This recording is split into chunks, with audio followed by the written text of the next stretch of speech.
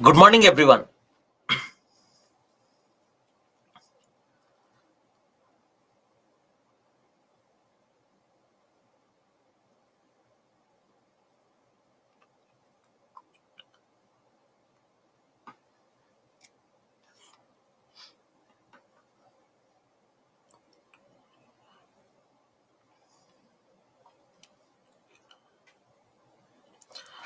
So, yesterday we had concluded our discussion on poverty and moved into hunger. So, if you have any questions so far, please let me know so that we can address those questions.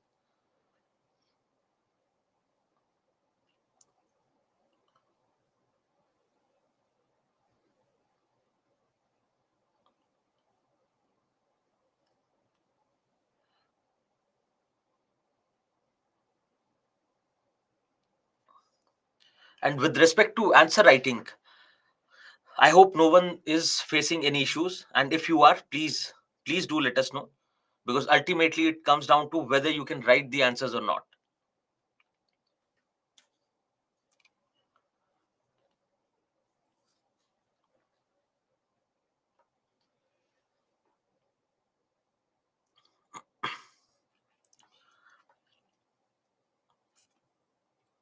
Okay, so let's continue our discussion. With respect to hunger, we had looked into a few stats. Then we started discussing about how is it that we find hunger manifesting itself. And we were discussing malnutrition. That what is malnutrition? Deficiency of nutrients in the body. Now, this deficiency can be because you are not consuming enough calories,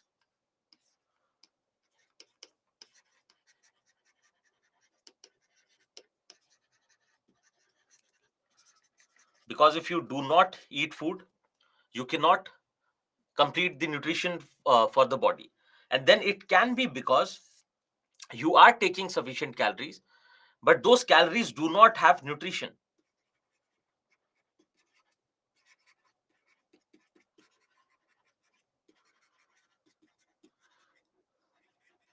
And this can be related to your lifestyle problems, that we do not consume the food that we have to, that we need to. Now, there can be various causes of malnutrition. Now, one idea is that you do not have sufficient food,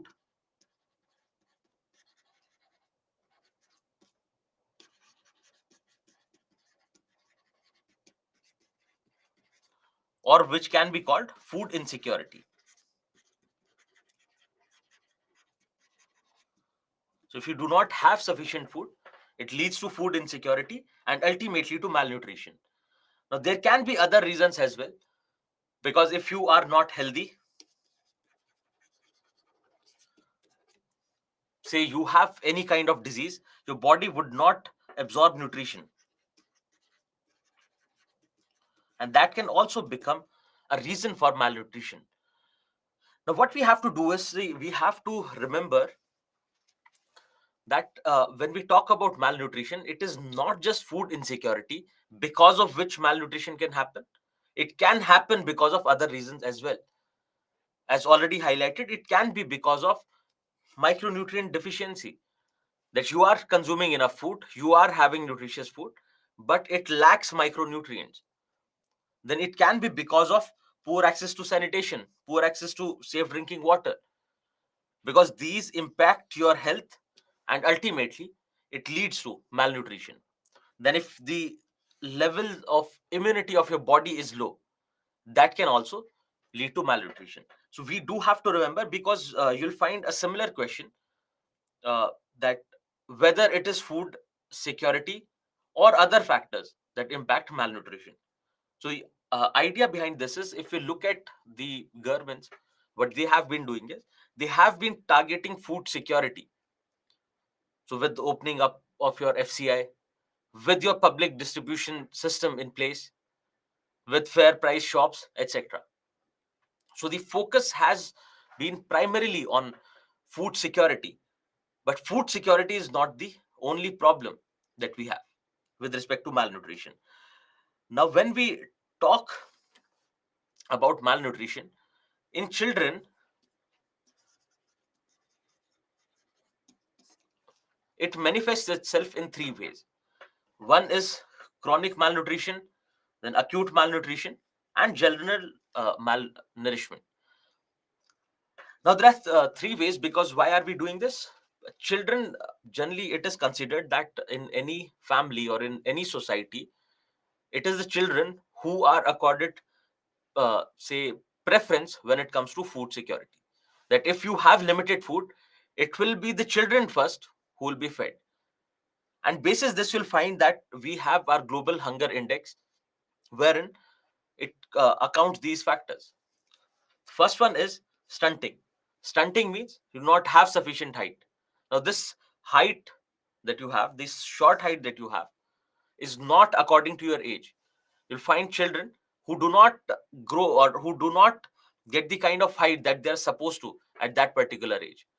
Similarly, it can be underweight, wherein you do not have sufficient weight for the age.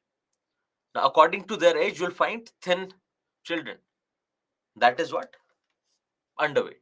Then also you have wasting, which says that a person or a children does not have sufficient weight for their height. So they are tall but thin.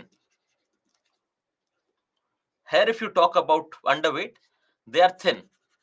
But the idea is, according to their age, they are not. They do not have sufficient weight. And similarly, in stunting, it is that they are short compared to other children of their age. So there is, say, average height and average weight according to age, which has to be achieved. And if they do not have, it results in either stunting, wasting, or underweight. So I hope these three are clear. Now, if we talk about this malnutrition, one of the factors we said was food insecurity. The first idea is there should be sufficient food, and this food insecurity can work on a family level and can also work on a national level. If you remember, during your green revolution, before your green revolution, India was facing food insecurity, that we did not have sufficient reserves to take care of the dietary requirements of our population. And that's where the push towards green revolution and ultimately your public distribution system, etc. Now, the first thing that we have to ensure is food security. Now, food security is something where you do not have access to adequate amount of safe food, which can ultimately help you get nutrition for the body. And if you do not get sufficient food, it leads to malnutrition. So food insecurity in terms of undernutrition. So we said there are two ways. One is undernutrition, wherein one does not get sufficient nutrition for the body because they are not having sufficient food. And the other idea is that yes, they are having food, but it is not nutritious. So food security relates to undernutrition as such. Now, if we talk about food security, there can be multiple reasons. Now, if you do not produce enough, then how do you take care of your needs? If it is not distributed properly, then also leads to food insecurity. So, on that basis, we'll look into a few reasons with respect to food insecurity. What are the causes of food insecurity? Now, it can be related to agriculture. Why? Because you are not, ultimately, your food is coming from agriculture. It is coming from the crops that you grow. So, if you are not having sustainable agriculture, if you do not have sufficient productivity because of various issues like erosion, salination, you would not be able to produce more and hence can lead to food insecurity. Then, because of climate change, changing pattern of monsoon, with if you're not getting sufficient rainfall, you would not be able to produce more. Your crops might die. Then also this can happen because of natural disasters, that the entire region got flooded or there was a drought. And also, if you see that it can be related to infrastructure as well, in the sense that If you do not have proper irrigation facilities, you're dependent only on monsoon, that the chances are, if there is any irregularity with respect to monsoon, it will lead to food insecurity, it will lead to less production of crops. So one aspect can be agriculture. Then another idea can be that yes, there is food, but it is not, people do not have access to it, people are not able to afford food. So it can be because of your gender. That basis gender, we have already seen, that people do not get equal access to food. Both the genders do not get equal access to food. So it is generally women who will face the problem of food shortage. Then, with respect to your affordability, if you are poor, you cannot afford food, then it can be because of poor feeding practices, and you can relate it to awareness. If the parents are not aware what is the nutritious food which has to be provided to the child, it can also lead to food insecurity. Then poor foods choices with respect to your lifestyle, you can see that the kind of food that we have today, which is leading to various problems. And even though we do not realize, but ultimately the problem with our immunity, the problem of falling sick very often, is related to nutrition, because nutrition is not being accorded, say, enough importance for that matter. Yes, we do talk about physical workout, etc., but again, one of the most important component of keeping one healthy is nutrition. Then household food insecurity, in the sense that the entire household has very sufficient resources, which say they have enough for two people, but there are four members in the family. So there'll be at least two people who will face this problem of not having sufficient food, or otherwise, alternatively, that this food that was enough for two will be divided among four. So that also is there, and basis that we see that what is the intensity of food insecurity, and we'll come to that. Then if there is large family size, and we see that in if you remember, poorer households will tend to have more number of children, the fertility rates will be higher. Now, if the family size is large, and it is not just limited to poor families, but otherwise as well, if the family size is large, you do not have sufficient resources, that can also lead to food insecurity. Then, if you do not have safe drinking water, proper sanitation facilities, you are more susceptible to falling sick. And if you fall sick, then ultimately it reflects on the nutrition levels of your body. Then, uneven distribution of agriculture resources. So agricultural resources, it can be within a family, that one one member of the family, or say one nuclear family, if there is a joint family, there are two brothers with their nuclear families. So one person gets a good share of land, the other one does not. Similarly, in terms of our landless laborers, in terms of very small size of our land, it can also lead to food insecurity. Then it can be related to various taboos and superstitions. Say, for instance, you'll particularly find it in the case of eggs. And with respect to midday meal scheme as well, you'll see that there was a protest from people when eggs were introduced in the midday meal scheme. So because of that, say vegetarianism, it can also lead to food insecurity and malnutrition. Yes, so with respect to gender inequality, yes, so son is generally given more preference over the daughter. So that can also lead to food insecurity. Then there can be political reasons as well. Now, political reason can be one, the government is not focused on eliminating food insecurity. The government has the, say, open market policies. They do not support the poorer sections of their country. Now, this poor food system can be poor food distribution system. Even in India, we find that we do not have We do have public distribution system, but it has various issues. It has issues with respect to corruption. It has issues with respect to hoarding, black marketing, etc. So one case is there are problems with the food distribution system. Another problem can be that the government is not taking care of, government is not taking up this responsibility of food of maintaining the food security in people. Then because of wars and various civil political movements, it can happen that because of war you do not your supply chains will break. There won't be any agriculture, say the agricultural land itself is destroyed. So that can also lead to problems. And there and you can also mention disasters that would not fall under political,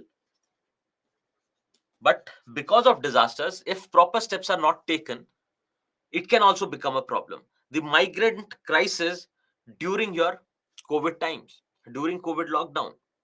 So it was later that the government realized that you have to provide people food, because a lot of our population is dependent on their daily wages, is dependent on the public distribution system for their nutritional requirements. Then if the policies are not effective, yes, the policy is in place, but they are not effective. Then also we can think in terms of the kind of changes made to the agriculture, whether there is a push towards agriculture, whether we want to whether the government wants to increase the productivity and ultimately the production from agriculture. Then these can be the various issues which fall under the political bracket. So you have asked whether it is about proper storage facilities. Yes, it can be, because when we talk about infrastructure, we say one is to improve agriculture. So you need infrastructure to improve agriculture. Then you need infrastructure to store that produce. And then you also need infrastructure to distribute that produce. So you can understand it on three levels. And with respect to this, if you already want to know the suggestions, yes, they have been added towards the end of the PPT. But you find that we have our Food Corporation of India, we have public distribution system wherein we target certain sections and provide them subsidized foods and grains. So these can be a few suggestions for this. And we know that now, with respect to food security, we do not face any problem at all. In India, there is no problem with respect to food security. It is other factors that count. So it is not that we do not have sufficient food available in the country. The country has sufficient food, but it has more to do with the equitable distribution of the resources of the food. So dictatorial regime can be a regime which is not bothered about the people. Any example from the past, or maybe you can think of say Afghanistan, Taliban right now. So it is not sure whether they are taking care of the nutritional or dietary requirements of the people, because any regime for that matter, it can be any regime. It need not be necessarily a dictatorial regime, but it can be any regime for that matter. Even in a democracy, you might have a possibility that people are not being provided with food security, with proper nutritional requirements. So it can be anything. So yes, so what we have to look at is that you do remember the agenda. The agenda is malnutrition. The agenda is to stop malnutrition. The agenda is to curb hunger. The idea is that we look into uh, malnutrition in children, because they give a proper idea that how a family is faring. Then we talk about various factors which can cause malnutrition, one of which is food insecurity.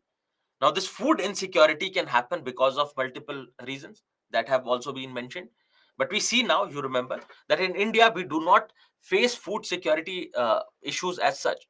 We do have sufficient reserves. And you see that every year, we end up wasting a lot of food grains for that matter. So various practices, various problems with respect to hoarding, not having sufficient storage facilities, etc., they become a problem when we talk about the challenges with respect to food security. Now we have to remember that there are other factors as well which can lead to malnutrition, right? So which have been mentioned. Now if you talk about food insecurity, you can just go through this. This is how the intensity of food security increases. So if a person does not have certainty to have food, whether they'll be able to obtain food today and tomorrow, then it is a milder level, because at least they have food for right now. They have food right now that they can consume. They just have insecurity for the future. Then the food that they have is not sufficient. They have to compromise on the quality of food. They have to have less protein, because generally if you look at this composition, the more proteinaceous a food is, the more expensive it will be. This is generally how it works.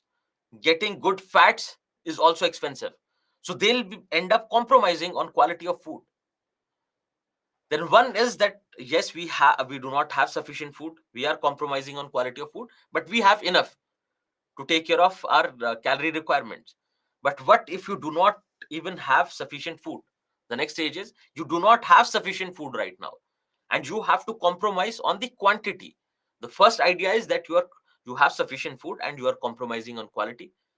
Then the next stage is that you do not have sufficient food and you have to either skip meal, or if it is within a household, then everyone has a little. Then ultimately, if you look at the most extreme form, it is not being able to have food for a day, which leads to severe food insecurity. So this can be the intensity of food security, how it increases. Then this food insecurity leads to various problems with respect to malnutrition that you'll find, be it child stunting, be it wasting, be it uh, deficiency of micronutrients, that was termed as hidden hunger. Then it can also be overnutrition. Overnutrition means having more calories than you require, and those calories are empty calories, they do not have proper nutrition. So with food insecurity, if the people do not have sufficient food, one is that you would not be able to provide children with food. Second is the consumption quantity and quality of food is going to be low. And the third idea is, because of this insecurity, which also works on a psychological level, which gives you stress, which can lead to depression. There can be mental issues, there can be mental health challenges, which can also lead to this. So if you have anxiety, depression, etc., then you would not, at times you'll feel like not having food at all because of that stress. And then because of this stress, you also find that people engage in stress eating, that they go on eating food, they go on taking calories, which can also lead to overnutrition. So this is the basic idea, that how food insecurity can lead to various forms of malnutrition. So either it can be inadequate food to provide to children, then it can be about quality and quantity of food, and then it can also be with respect to the problems, mental health challenges that food insecurity brings. Now what we have seen is that what is malnutrition, what is hunger, then the extreme form of malnutrition, that is starvation. Then with respect to malnutrition, there are multiple factors which can cause malnutrition, one of which is food insecurity.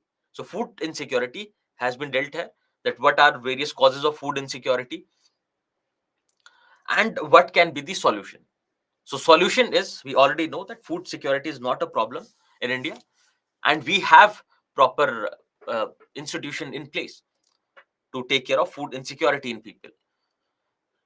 Now if we look at this global hunger index, which basically talks about what is the level of nutrition in people, what is the status of hunger in people globally, and what can be done. So because if we do not identify the problem, how can we solve it? So this is primarily to measure and track hunger at the global, regional, and country levels. So yes, they come out with global rankings, But they also talk about the intensity of hunger and malnutrition on a regional and national level as well. So they talk about the South Asian countries, that what is the status of hunger, and they also talk about what is the status of hunger in India, for instance. Now, if we talk about this global hunger index, it is jointly published by Concern Worldwide and Welthungerhilfe. It has been published. It has been published since 2006. Every year, October, you'll find this global hunger index. Now, one thing is that you do remember, whenever you have this in news, because around October, November, you'll find news related to global hunger index. And in the past, a question in prelims has also been asked on global hunger index. So when global hunger index, multidimensional poverty index comes, you do not just cover it from mains point of view, you also consider the prelims point of view as well, wherein there can be a question that can be asked from here. But here we would not be bothered about the factual details, because that is something that you can take up from your current affairs. Now, when we talk about global hunger index, one thing is that the position of India, the rank of India, is not improving. Rather, it is going down. One is that. And every year you see that government is coming up with a critique of global hunger index, that there are problems with global hunger index, there are problems with the way they measure hunger, and it reflects India in a poor light. And they also indicate towards this being a strategy to show India in a bad state. So what we have to remember here is that if we talk about our multidimensional poverty index, the status of India is improving. And also with respect to national multidimensional poverty index, we saw that with the recent data, we saw that we have tackled poverty to a great extent. Then why do we find that our position with respect to global hunger index is falling? Why is this divergence that is there?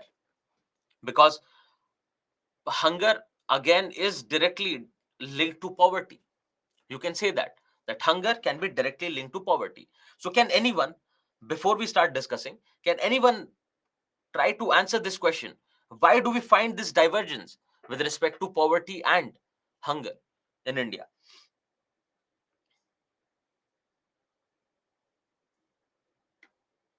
Can anyone try to answer this question?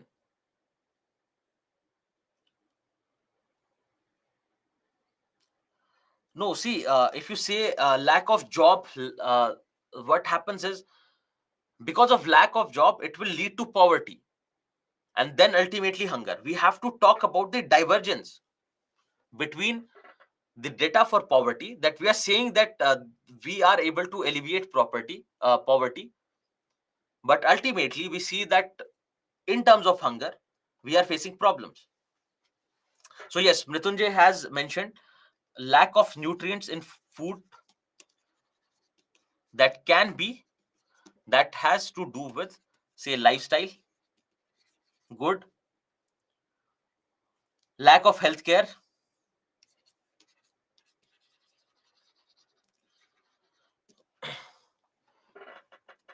lack of awareness can be one, because you can have everything available, but people are not aware what is nutritious, what is not.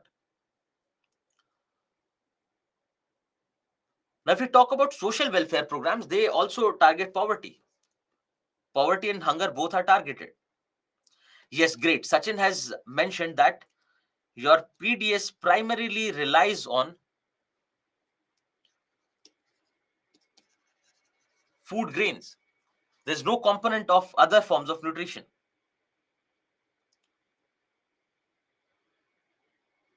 Then it can be, yes, sanitation, problem related to drinking water,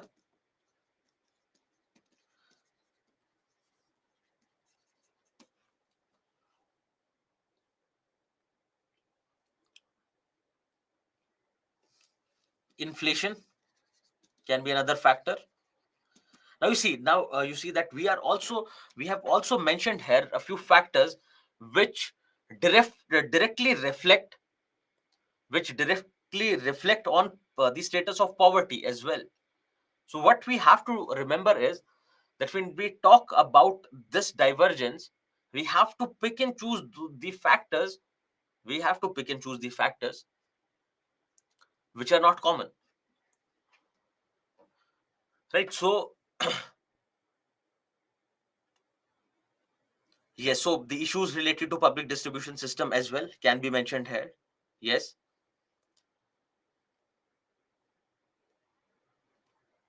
Okay. So what you have to see here is that you have various schemes to target poverty, which should ideally which should ideally target hunger as well, that the status of hunger should also improve. But what is happening, that the policies that we have, they are able to take care of poverty, but in terms of hunger, our situation is getting worse. Now it can be owed to the problems related to our lifestyle, then it can be with respect to PDS, our public distribution system, then it can be about, yes, adulterated food. So that's what. So the problems that we have with respect to public distribution system can be highlighted here. Then also with respect to awareness as well, because of lack of awareness, you find a lot of lifestyle diseases coming up. Then also if you see, then also if you see the rising prices, yes, inflation is another reason, but you see that the the factors that identify one as poor have a few factors that are common to malnutrition, but then there are specific factors to tackle malnutrition as well, and we have to mention those factors because a question has been asked in the past with respect to this divergence. So if there is a divergence, we say that the poverty is decreasing but hunger is increasing, then it becomes a problem. So we have to factor in these problems as well. Then also, if we criticize this global hunger index, when we criticize this global hunger index, you'll get couple more points. So right now, I just wanted to know whether you are able to contemplate or not. And you are pretty much in the right direction. But we have to remember that when you talk about drinking water, sanitation, they are also factors in your MPI. And we see that country has been faring well with respect to these. So another idea is, if you remember, when we were talking about poverty, if this is the poverty line, say, if this is the threshold of poverty, you'll have people on various levels here. You'll have people on various levels here. So when we look at the numbers, it is generally the ones who are on the top below poverty line are the ones who actually cross this line, who do not have say a lot of deprivation in terms of intensity of poverty. If you remember, yesterday we were talking about intensity of poverty. But what about the poorest of the poor? They are generally the one who will face this issue with respect to malnutrition and hunger. Then another idea can be, irrespective of the poverty line, irrespective of the measure or intensity of poverty, it can be with respect to your lifestyle as well. Then yes, why is inflation mentioned here? I have mentioned the points that everyone had mentioned. Now also these can also matter. So for instance, inflation in nutritious food, because we do consider nutrition as a factor in multidimensional poverty index as well. So what we are looking at is the exceptions, wherein we find that the poverty has improved, the status of poverty has improved, but hunger has gone down.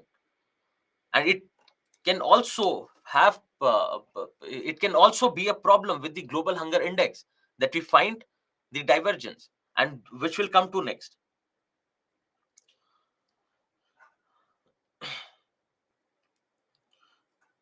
Yes, so let's talk about this.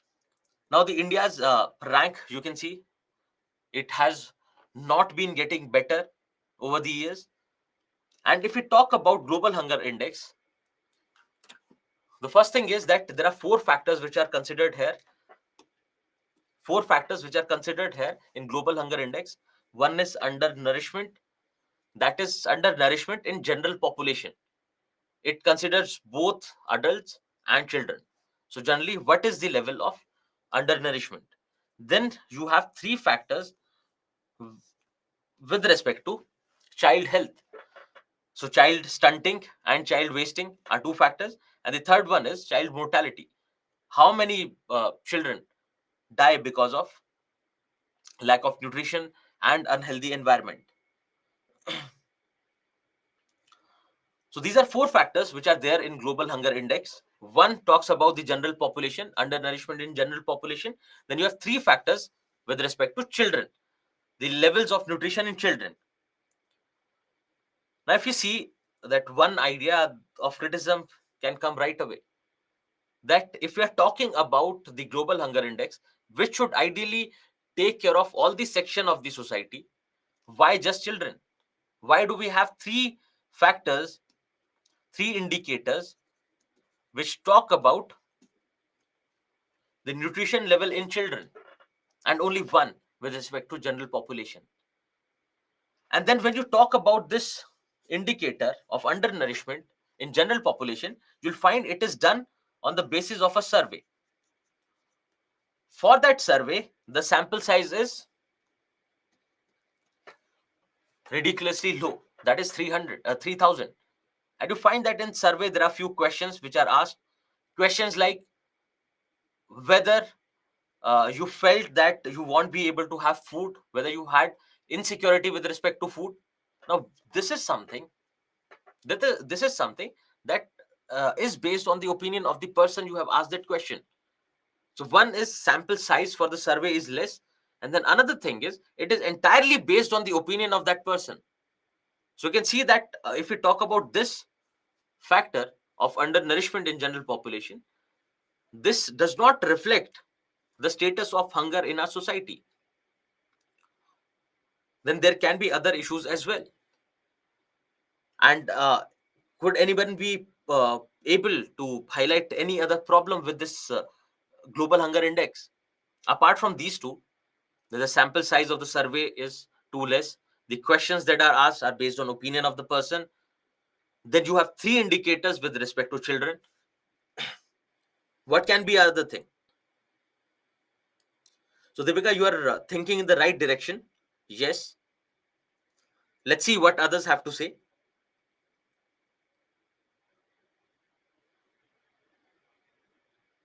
With respect to India's rank, that's the kind of discussion we are having. So yes.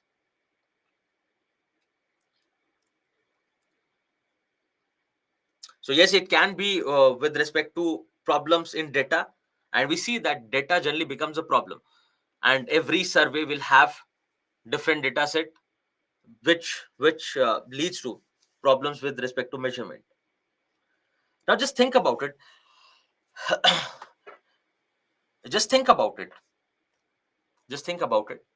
That when we were talking about problems related to malnourishment and malnutrition, we said that not being able to have sufficient food is not the only reason.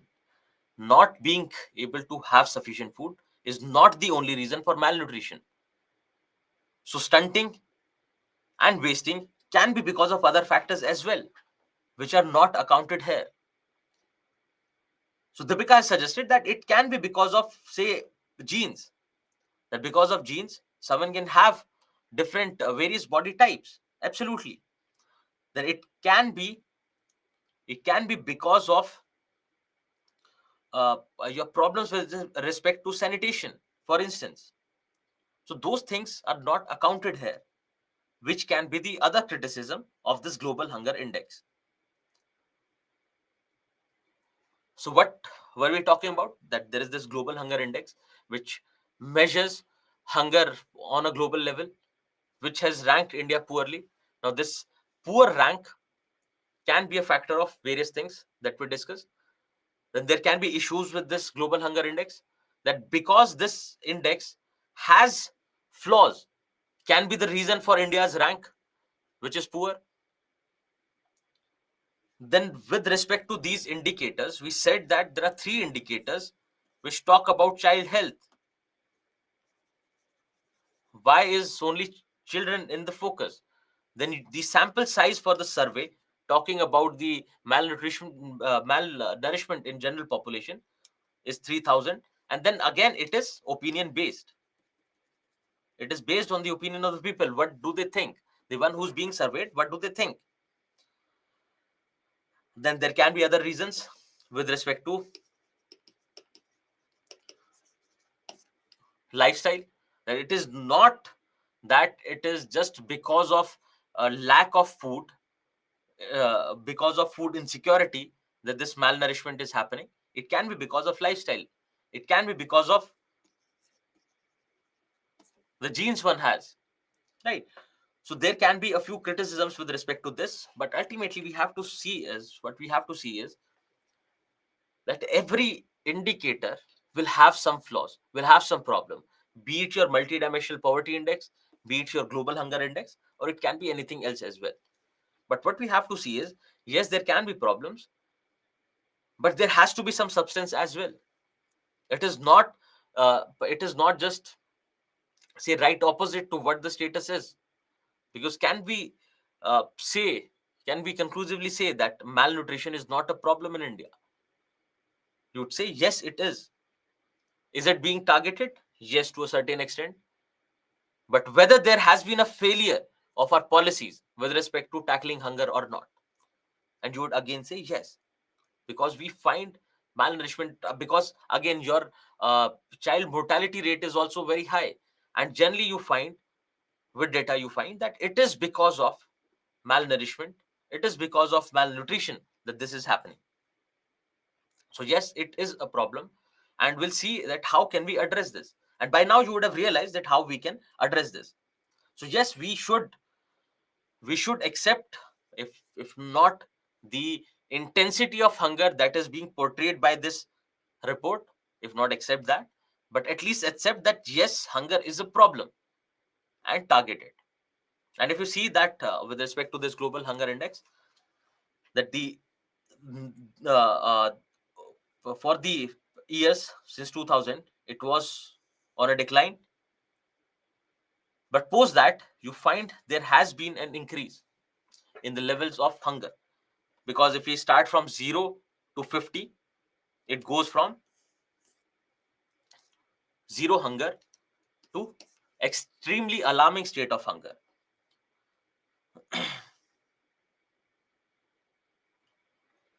Yes, so it also accounts COVID as well. But again, the reply of the government is that during COVID, we had provided people with food, various food items. And if you remember, yes, they had. And they say that COVID did not impact hunger in India as such. So these were the various factors because of which we see that we find problems with global hunger index. So a few factors were related to problems or issues with GHI, and the others were related to the problem of malnutrition. So we said that because of malnutrition, because of various factors which lead to malnutrition, we find that India is doing poorly. But also, it can be with respect to the problems that we have with GHI, that India's position is reflected very poorly.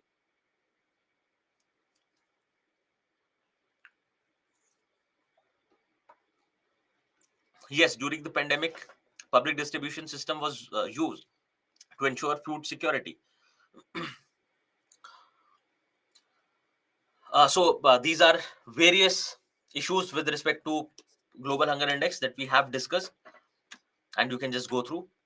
Then also, uh, we have already seen that they have asked question relating sustainable development goals and the problems herein. Because if you look at it, whatever sustainable development goals with respect to health, with respect to education, hunger, poverty, cleanliness and sanitation, we have schemes with respect to that are working today.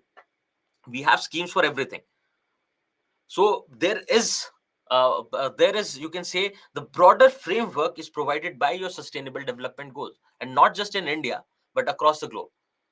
So they will basically ask about the question, which would say that yes, what is the government doing to tackle the problem of nutrition? That is the subject matter. But what they'll do is they will have sustainable development goals attached to it. So one thing is that you do need to remember the sustainable development goals, because again, from prelims point of view, it also becomes important. But also you have to see that the broader framework with respect to all the problems that we face in Indian society, it is coming from your sustainable development goals. So sustainable development goals become important in that respect. And we have mentioned it here because they'll ask a question on the status of the problem or the government intervention, but they'll mention sustainable development goals there. And you might end up getting confused that how do I relate it? There's no problem as such, because if we talk about zero hunger, so whatever is being done to tackle hunger, or what are the problems related to hunger, can be directly linked there. So do not get confused when you find a question like that. So child mortality can also include reasons other than undernourishment. Yes, so when we talk about child mortality, those they mention that it is because of inadequate nutrition and unhealthy environments. But you find that the numbers of child mortality that you get from the survey will include everything. They'll include every aspect. So to that extent, it is not a problem. Yes, so yes, they mention child mortality. Deepika, yes, they mention child mortality due to undernourishment and various aspects related to cleanliness, because that also directly impacts your health and levels of nutrition. Misbah, your question is not visible. If you can just type it again. So various government interventions. Now, what you'll find is that the government interventions that we have are with respect to food security. The problems with food security we have seen, and you can just go through it. You can just go through it and just remember that all these suggestions that are being provided here, all the suggestions that are being provided here, and the government intervention is related to food security. But can someone highlight government intervention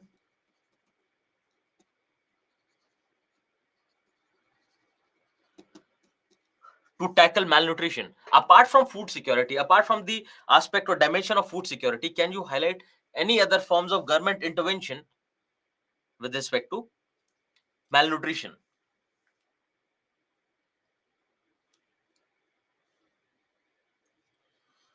Yes, overweight is part of malnutrition. So the push towards millets, yes, then it can be your Poshan Abhiyan, great.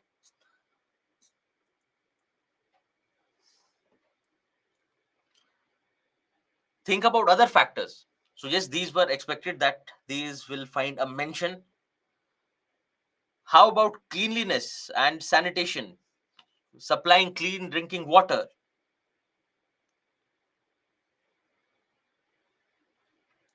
distribution of iron and folic acid supplements to girls and pregnant women to fight anemia, yes. Jal Jeevan Mission, great. Fortification, yes. Then Parusha is talking about the water ATM provided by Delhi government, yes.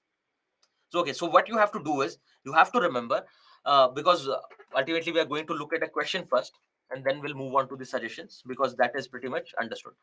Now what you have to do is, why did I make you mention these is, if you look at this question, it talks about how far do you agree with the view that focus on lack of availability of food, that is food security, that the focus on food security as the main cause of hunger takes the attention away from ineffective human developmental policies. that when we talk about tackling hunger, when we talk about battling hunger, we see that it is mostly with respect to food security that the government is working on, and it takes our attention away from ineffective human development policies in India. Now just conceptualize this. The first idea is uh, focus on prioritizing food security over various issues with respect to human development. Now, what can be the factors of human development? What can be the factors of human development that matter? Healthcare, or rather than writing everything separately, you can talk about standard of living. What can be something else? Yes, education and awareness,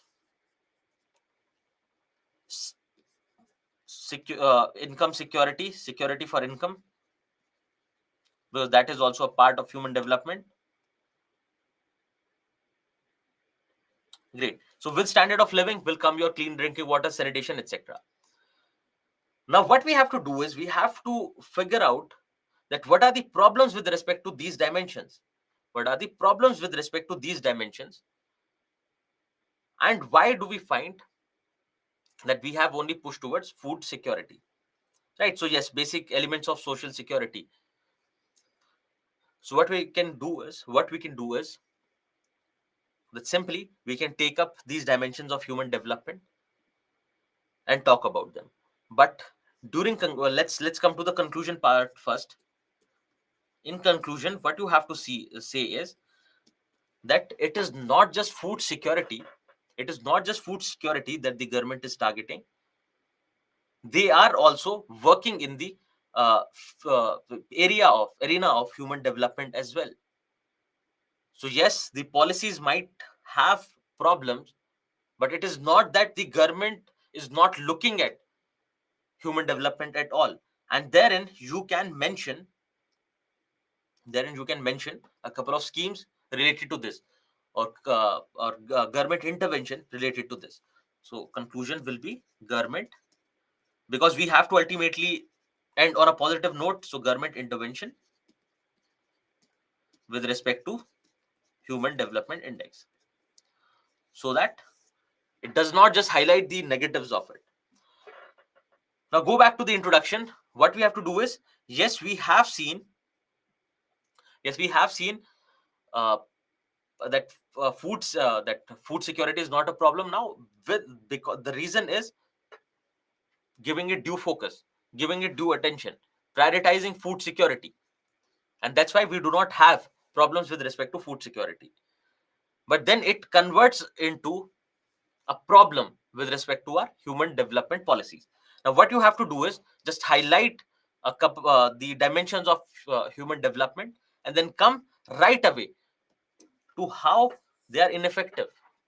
To how they are ineffective. Okay, so you are mentioning because of administrative corruption. Great. Then with respect to health, yes, that the budgetary allocation for health is less. So you can, in a way, say that one is the problem related to financing. Another thing is related to access. Then it can also be related to affordability. Yes. Then the design of the policies and the implementation part of it. So I hope you are able to understand now. So what we are doing is, what we have done with this question is, we talk about how government has focused on food security to tackle hunger. That is the introduction part, 2 3 lines, 4 lines, that's it. Then you come to the body part, wherein you talk about how uh, how these human developmental policies are ineffective. So highlight the problems with respect to this. And right now, if some of you might not be able to say comprehend that what is this budgetary allocation with respect to healthcare, etc., those things will be covered in the chapters to come. The next chapter is healthcare. We will discuss it there. And then you have education, so you will be able to get a good hold of these human development policies. So we highlight how these are ineffective. Then also, what we say is that it is not that government has focused only on food security. They have been taking care of human development policy, human development as well. You mentioned a few things, and maybe end with a suggestion. Maybe end with a suggestion. So yes, infrastructure is a problem that leads to problem with respect to access, etc. The problem with respect to targeting the beneficiaries, that who is the target group, right? Allocation is already done. Great. So this is the kind of question that you see in the past. And again, the way they have the way they have asked a question in prelims, they can ask a question on global hunger index as well. So there also you have to remember all the dimensions. One is that it becomes a problem. Then what are various factors which can cause malnutrition? Then you come to the critical analysis part of global hunger index. So remember this, because you do not know which from which dimension they can ask a question. Because if not just hunger, they can talk about the relationship between hunger and poverty. They can talk about relationship between nutrition and health, right? So they can ask those questions, so you do remember. Yes, so it depends on the question. It depends on the question how the introduction is. Yes, so with respect to income security, you can also mention Manrega, but you do remember that it is not just rural areas that you have to keep in mind. It can be with respect to employment generation in general as well. Because when we talk about human development, it is not just rural area, because we tend to think only in terms of rural areas, but we do have to keep everything in mind. So because you just highlight a basic few dimensions of human development, and then you approach it. That is the simplest way to do it, and talk about the inefficiencies. Okay, so let's get back to our so we have discussed the problem, that this is the problem of malnutrition and hunger, and then now we have to think about how to tackle it. Now think that if we want to tackle malnutrition, one idea is that it happens because of food insecurity. So if you fix food insecurity, problem solved. Then problems with respect to government intervention, that the way government intervenes is not holistic, is not up to the mark. Then you can also think of problems of malnutrition because of factors other than food insecurity. What can be the other factors? It can be your lifestyle. It can be the access and affordability of food. So you talk about affordability. Then it can be because of problems with respect to healthcare facilities that are available. Then it can be because of not getting access to clean drinking water and sanitation, etc. Right? So what you have to do is, you have highlighted the problems, the dimensions of the problems, wherever we have problems. And what you have to do is, you have to come up with an answer for the same. So to check food insecurity, now with respect to food security as well, you break down it into dimensions. One, it can be related to the production and productivity from agriculture. Then it can be with respect to distribution. So there can be problems with respect to production from the land, from agriculture, which can be fixed, and you know various factors, everything is here. Then it can be with respect to distribution of those crops or distribution of food items to the people. So you fix those problems, like your problems with respect to PDS, your problems with respect to storage, your problem with respect to quality of food. Then you talk about this distribution or government intervention is a larger idea, because government intervention in distribution of grains, there is a problem, you fix that. Then government intervention in terms of making food affordable, making quality food affordable. You remember that it has to be quality food. Because with respect to PDS, we also find that one, it focuses only on grains. Then you talk about the quality of grains or the quality of food that you get, and then you talk about affordability in general, because whatever good quality foods, high protein, good quality fat foods are there, foods high in micronutrients like vitamins, your fruits basically, are very expensive. So they are out of reach of people, which can also lead to malnutrition. So I know, now you see that you can easily come up with the solution. If you have a problem with respect to healthcare, you highlight what are the problems with respect to healthcare and you deal with those. So you not have to say get into the greater details of healthcare here, but it has to be healthcare in general. And you would have seen this by now, that if we talk the way we have proceeded, you'll have a few pointers initially. You might not have a clear picture, but once we cover that chapter, you'll have a clearer idea with respect to that. And then what you have to do is, you have to condense, because if there is a question, you see that word limit becomes a problem. More often than not, word limit becomes a problem. We're not able to heed to the word limit. We end up writing more and more. So when we say that, okay, as a way forward to tackling this problem of nutrition, we have to invest in healthcare, and then you'll go on writing about healthcare. But once you're done with healthcare chapter, what I want you to do is, you come back here and you highlight just the dimensions. Then you'll talk about the affordability, the access to quality healthcare services, etc. So just the dimensions have to be mentioned, because right now our thoughts would not be structured with respect to healthcare.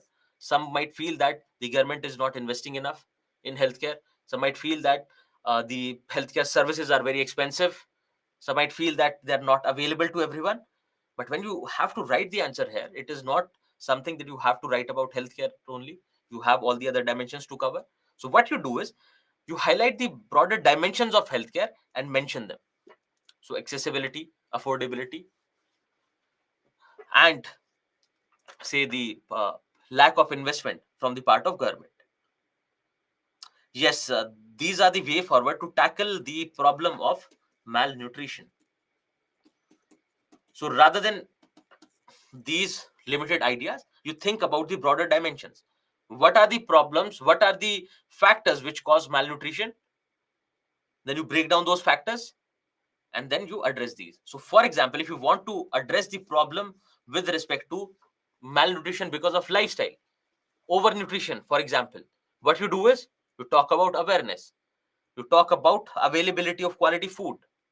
Then, if you have to say, think in terms of access to clean and drinking water, how do you do that? You talk about some suggestions from the government schemes, right? So, this is something that you can mention. Yes, so lower income is another one. Great.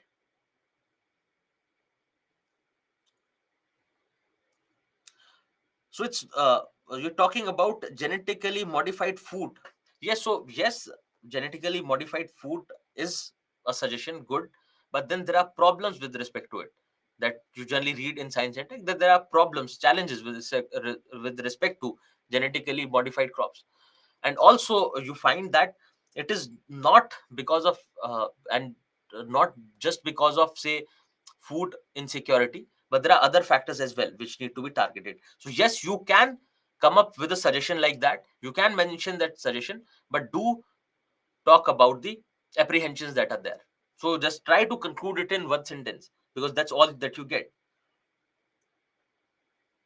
Yes, so you are already highlighting problems with respect to lack of nutrition in GMOs, and then expensive, etc.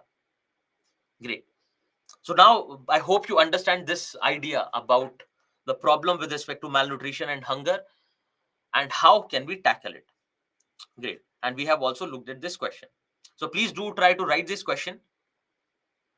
And also, even though it is given, you can also try to write the critical analysis of global hunger index. So if there is a question that critically analyze the global hunger index, you try to do that as well. So wherein you would have to talk about both the positive and the negative side of it. With this, we move into our next chapter, that is health. Now, we see that your poverty, in nutrition, we were mentioning about health, that health also becomes a challenge. And as well, it is one of the, say, basic elements, basic needs that a person has, that proper healthcare has to be provided. Now, what we have to see, understand here is, now that we are running in the domain of paper 2, which has more to do with policy interventions from the government. So the kind of questions that will be asked here are going to be slightly different from what is generally asked in paper 1, social issue. So you would have seen that with respect to hunger, it was about government intervention. It was about inadequate government intervention. Now, if we talk about health, now you think of healthcare as a sector. Healthcare as a sector wherein we have to discuss the issues, because now we are not going to discuss about the various diseases that happen because of various problems, say malaria, dengue. Yes, they will be there, they'll find a mention, because we still find in India that we are struggling with a lot of non-communicable diseases as well. The burden for non-communicable diseases in India is high as well. But you do not have to uh, worry a lot about the basic problems with respect to health, but more about the problems that come from the healthcare as a sector. Now, one idea is that whether there should be government intervention or not with respect to healthcare. Can we leave healthcare completely to the private players? We have to understand that. Then, what are the problems that exist in healthcare today? That you see that coming from COVID, even though most of us might not be aware what are the challenges that our healthcare sector faces, because if living in the cities, we see those big hospitals and everything, and we see that no, it is not a problem. It might be a matter of affordability, but that can also be solved with insurance, and that was our approach. But with COVID, we have seen that a lot of problems with respect to our healthcare system have been highlighted. And what we have to do here is, we will first think about what are the various problems that we know, that will engage you in discussion. Then we'll look at various data sets, various data which will reflect on the status of healthcare in India. So availability of beds, for instance, availability of doctors, quality of healthcare, what happens when you have this increasing load of elderly. So you have to connect it to previous chapters as well. Then what we will do is, we will keep the broader framework of your health policy and come up with suggestions and problems and issues from there. So the broader framework has to be your national health policy to 2017, and I would request you to go to the Byju's website and read from there the basic dimensions of national health policy. While revising, you just go through that, and you'll find that all your problems that have been highlighted are more or less coming from there. Whatever suggestions your national health policy has provided are mentioned here. And as a backdrop to your national health policy,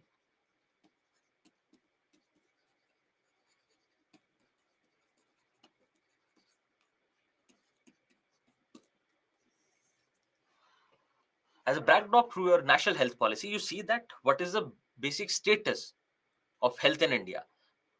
So there can be a few indicators which have a slightly older data, but whatever updated data I could find, I have updated here. So what we'll do is, first we'll talk about the issues related to healthcare sector. Then we'll talk about what the government has done with respect to those problems. So it is also going to be discussion on the policy level. Then with respect to this government intervention, there can be a few challenges, right? It can be the policies that are there, the schemes that are there might be inefficient. They're not able to cater to the larger public, etc. Then you have to think of the suggestions with respect to these challenges. So we are going to highlight the issues with respect to healthcare in India, move on to what government is doing to tackle those problems, then what are the challenges with respect to government intervention, and ultimately the suggestions. And this entire thing will happen under the broader framework of your national health policy. So national health policy, please read it once, not the entire policy because it is a long document. Just go through Byju's website, just open Byju's website and go through the pointers that are mentioned there, and that would be sufficient. Okay, now before that, you look at this question that was asked in the past, and it was a very obvious question for that matter. So the deficiencies in India's public health infrastructure were brought to the forefront by COVID-19 pandemic. Identify these deficiencies and suggest measures to avoid a similar problem in the future. Now, what we'll do is we'll come to this. Before that, what you have to do is you have to tell me what are the problems that you can identify with respect to our healthcare system. Now, also do one thing. First, come up with the framework. First, come up with the dimensions. What can be the dimensions in which we have to think? So, starting with infrastructure. What can be other dimensions apart from infrastructure in which we can think? So, personnel or human resources, great. So, you're talking about budget, or you can actually split infrastructure in various parts. So, the infrastructure can have problems related to access, affordability,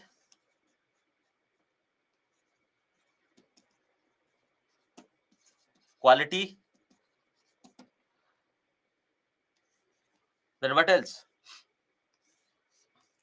That the infrastructure as a whole can have a problem related to finance or budgetary allocation. Then you can have problem related to awareness, great. What else? No, we'll come to infrastructure. Let's highlight the dimensions in which we have to think.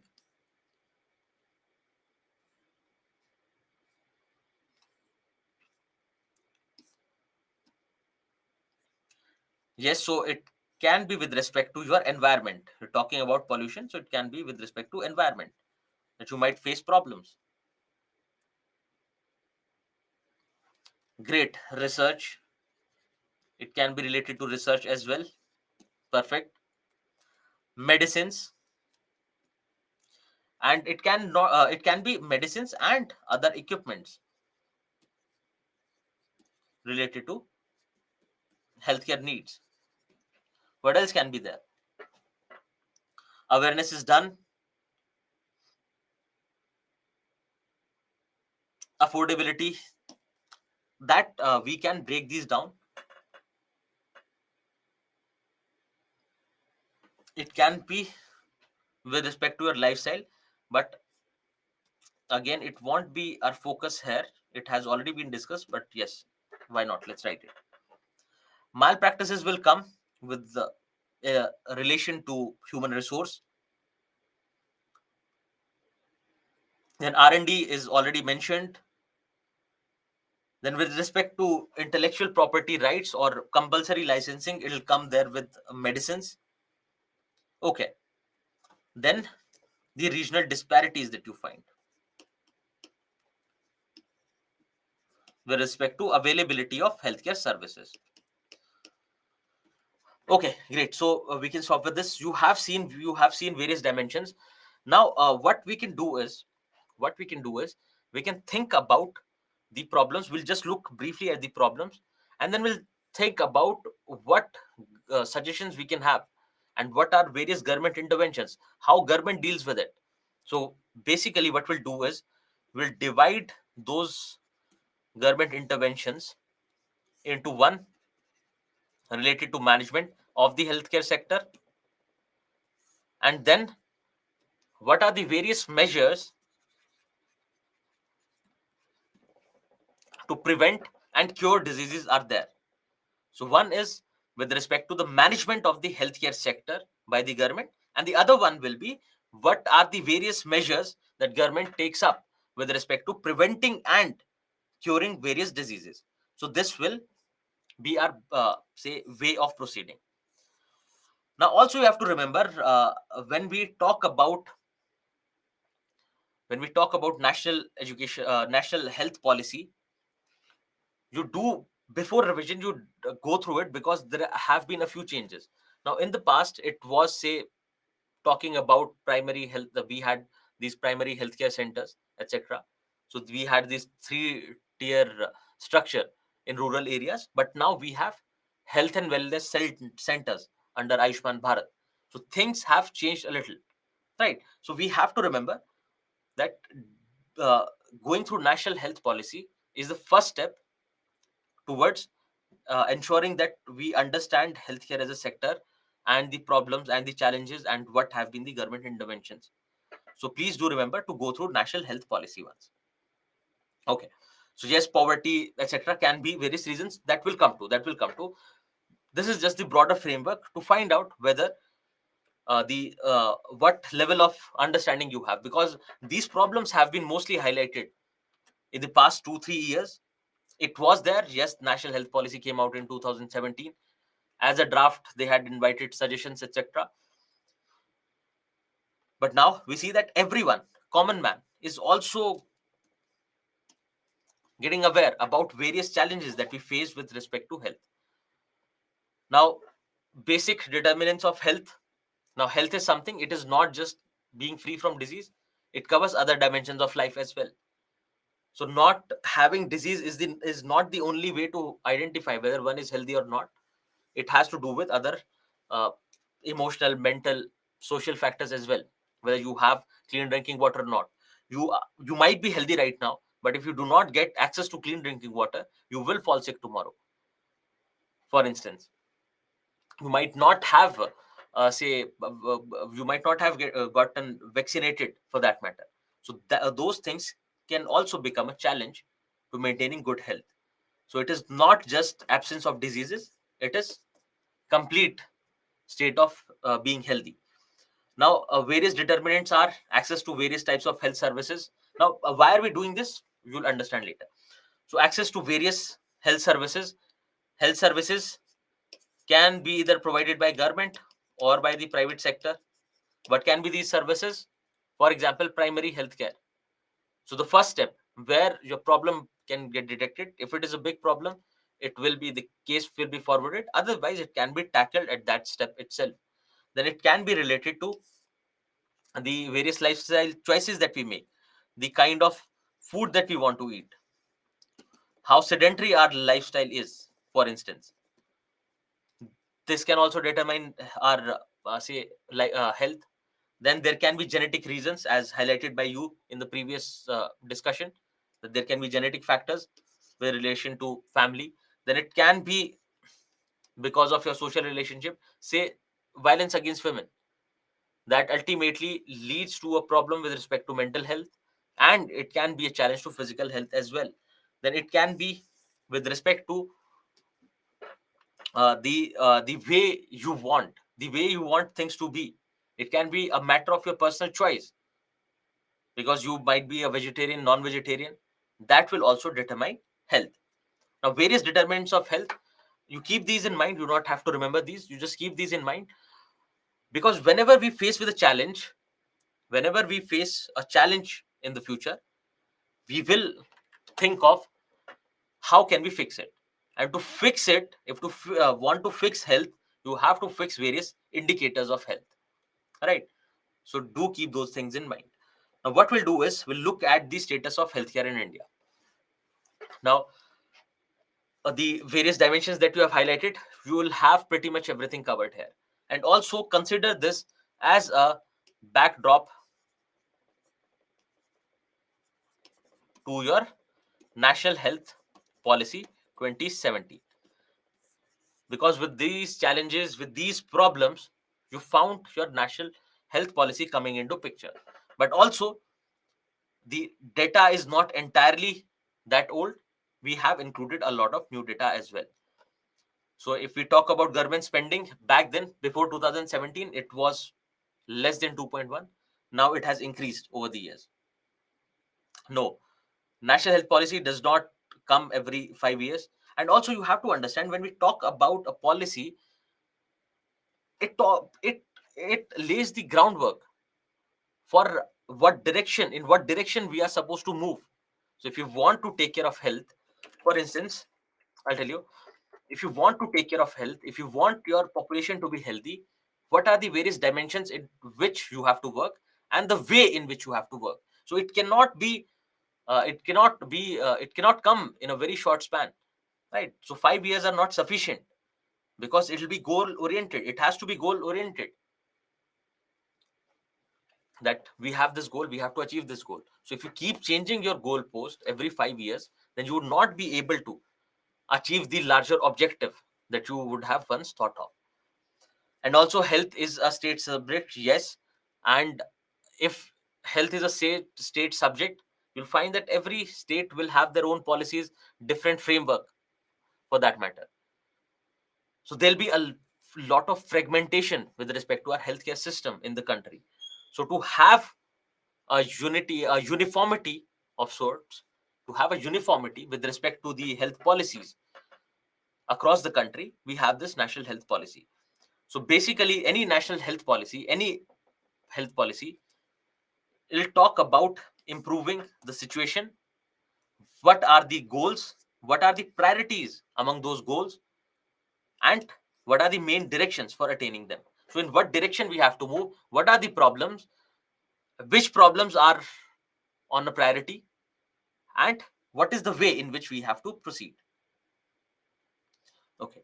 So, going back toward this, let's talk about government spending on healthcare. So, these are various issues. You can think of them as issues. You can think them of as status of healthcare, because yes, direct question would not be asked. They would not ask you to present data in your answer. But yes, you need to use data to actually say substantiate your answers. You'll need to substantiate, because you cannot go on writing in abstract terms. And when once we have moved in this dimension of social justice, it has to be it becomes important that you have data with you. So you do not have to remember everything. You just keep it mentioned there, and let's see what you can remember, because you might not remember the data for infant mortality rate. You might not remember the data for maternal mortality rate. It can happen to anyone, for that matter. But what we have to do is, we should try to at least remember the important parts of it. Okay. So when we talk about government spending now, one question is that whether government should play a role with respect to healthcare or not, whether government should have any role at all. Now the answer in India is very simple, that without government spending on healthcare, it would not be possible. And we have global examples where countries have done great investing in public healthcare, and particularly primary healthcare. And you have example, when you go through the policy, you have example from Malaysia, for that matter. So what you find is that government spending and government intervention with respect to healthcare is important, because it is one of the basic needs, and we cannot entirely leave it up to the market for people to take care of their basic needs. So we are a welfare state, and we have to behave like one. So yes, with respect to healthcare, with respect to education, with respect to nutrition, government should have a role. And now, if we talk about government spending on healthcare, it has been around 2% of GDP in the previous year. But if you look at your national health policy, it will talk about increasing it to 2.5%. But the problem is not this. Yes, we can definitely increase it to 2.5%. But the problem is that your national health policy itself identifies 6% to be actually a good number, 6% of the GDP to a good number to address this issue. And not just our national health policy, but even on a global level, your WHO suggests even more than this. So the idea is that if you want everything to be fixed, because this number is not random. because your national health policy is mentioning it. So it is coming from various reports. It is an informed number. So generally, you'll find that it is 6% of your GDP. If invested in healthcare, it will bear good results, because your health will ultimately, and it would not be a wasteful expenditure for that matter, because one, it is a human necessity to have proper health, and another thing is it directly contributes to your GDP as well. So if you invest this 6% on healthcare, tomorrow you'll get it back for sure. And that is what various countries have done with their strong public healthcare system. Now, also similarly, for example, Maldives is right now putting in place its public healthcare system. Even though they do not have the kind of resources, but yes, they are attempting at it. They are trying to make it better so that they can benefit out of it. And particularly in a country like India, where we have two problems. One problem is that the infant mortality rates are high. Another problem is maternal mortality rates are high. Then you have aging population, because yes, in proportion of the population, it's not a problem. Our aging population right now, as a proportion of our population, is not a problem. But when you look at it in absolute numbers, when you look at our aging population in absolute numbers, it becomes a problem, because more and more number of people will require healthcare services today and tomorrow. And elderly, you know that at least 50 to 70%, this is with respect to another report, that 50 to 70% of them, they need immediate care for that matter. So with that, we see that this 2% or 2.5% is not sufficient, because we have to deal with challenges like IMR and MMR, infant and maternal mortality rates. Then also, as you see that even your, if, because see, the idea is to become world leader. So if we look at the world leaders right now, look at the amount they're investing in healthcare, because they understand. And in India, we go on talking about converting this youth bulge into demographic dividend, but without basic facilities, without basic amenities, without basic status of health and education, how can we do that? And even our neighbors, who are not maybe aspiring to be world leaders, are faring better than us in terms of government spending on healthcare. And also, when we look at government spending on healthcare, I would again request you to go through your budget, because that is something you have to do even for economy as well, and just look at various components of healthcare, various components to which this amount is going. And from there, you'll find that one problem that you had highlighted of uh, research and development, it is only around 1% of the of this 2.1% of the GDP that goes there.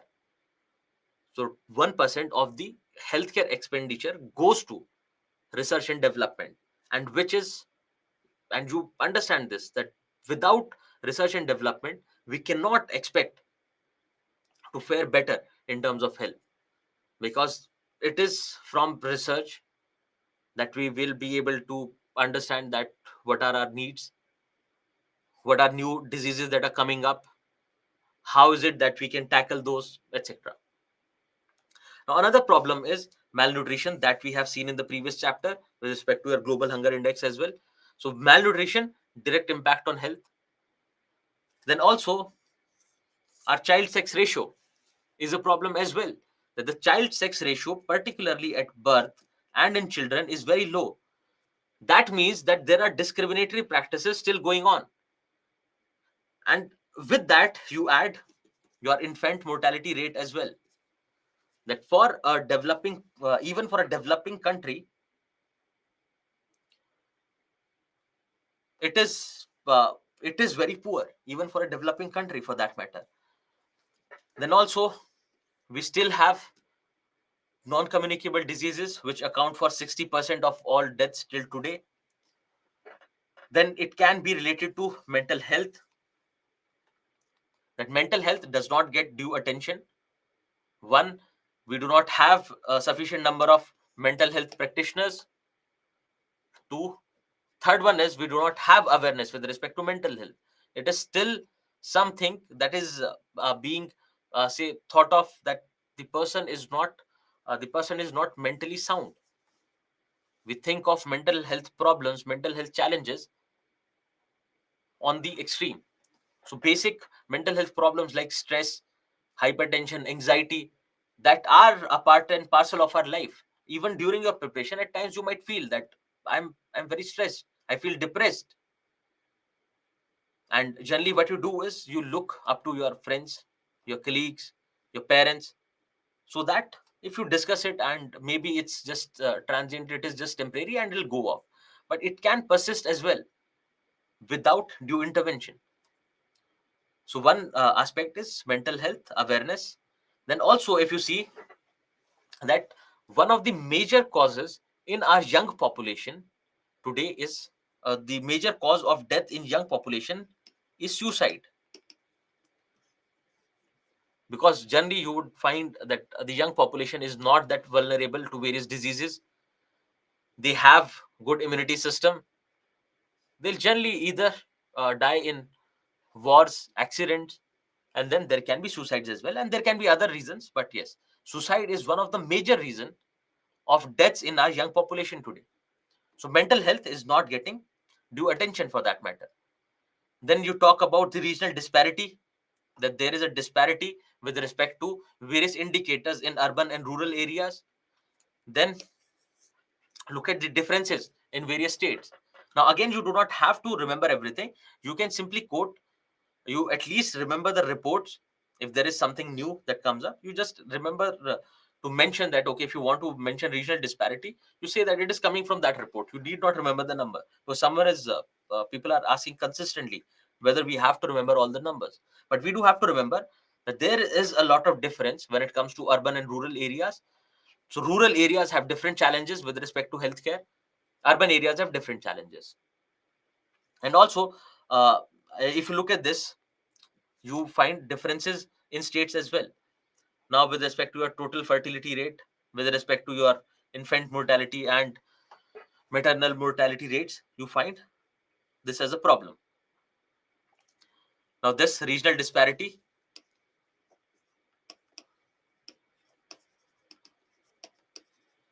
gives us a reason, gives the government a reason to target the areas differently.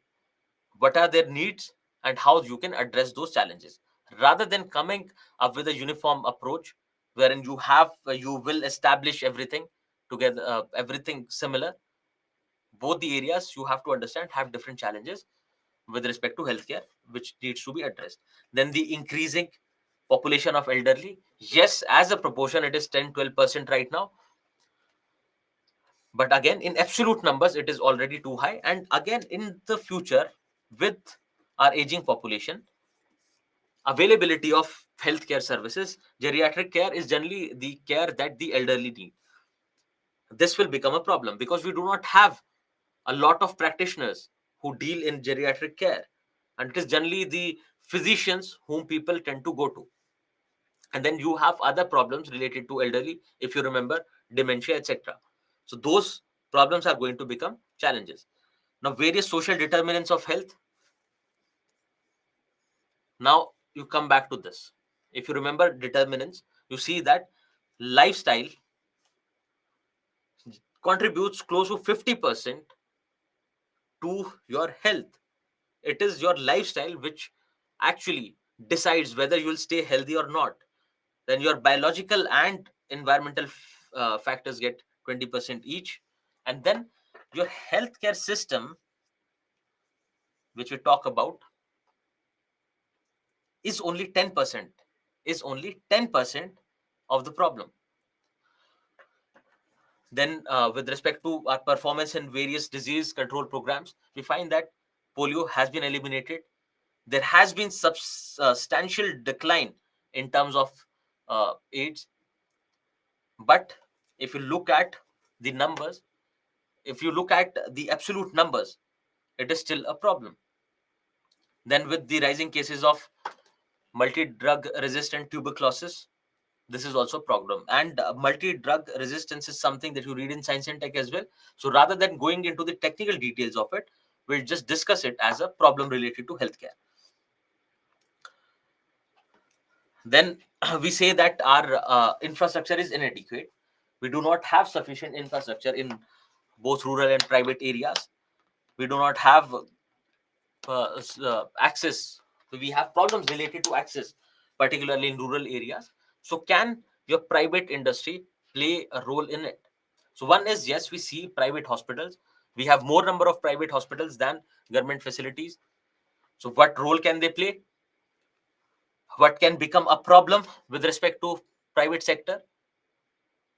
And now you see that in India, the private sector is on rise, even in healthcare as well. So with that rise, what we have to do is we have to regulate. The government has to regulate the healthcare sector, private healthcare sector, so that it does not become a problem. Because during COVID, you remember that the government had to step in with respect to the cost of the services that they were providing, with respect to the corrupt practices that were going on.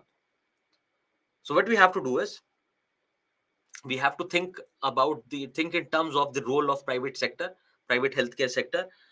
And we see that generally it is urban areas in which you have private healthcare facilities concentrated. And also remember that when we talk about private sector, do not just think of private healthcare sector as merely your big hospitals and your tertiary care centers.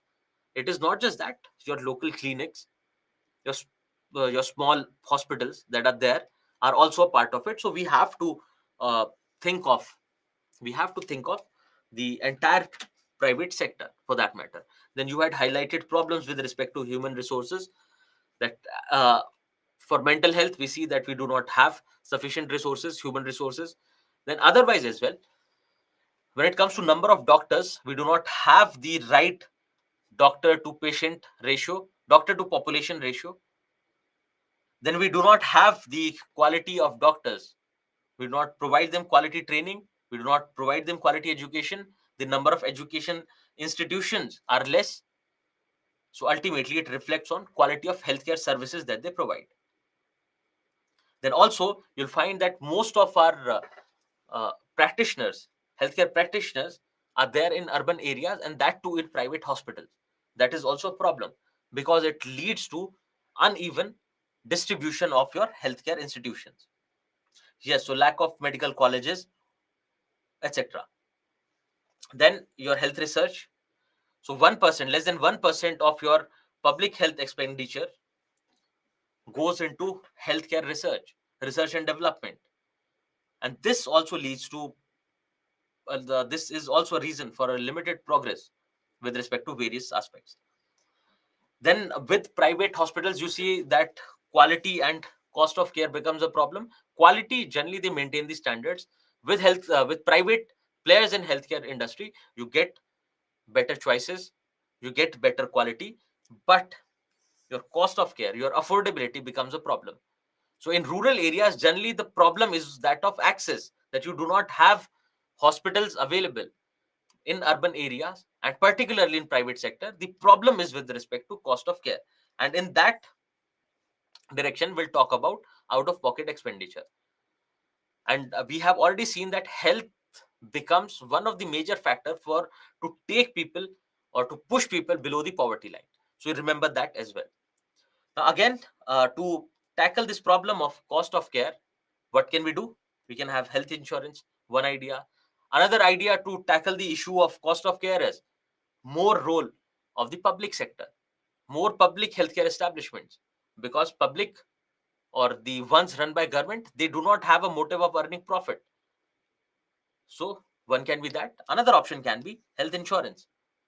And we see that in India, nearly 30% population is devoid of any health insurance. And now again, this number is coming from the report of Niti Aayog, but also you have to see that when they calculate, they do not account the overlap that is there between various schemes. Because see, you have government schemes, etc.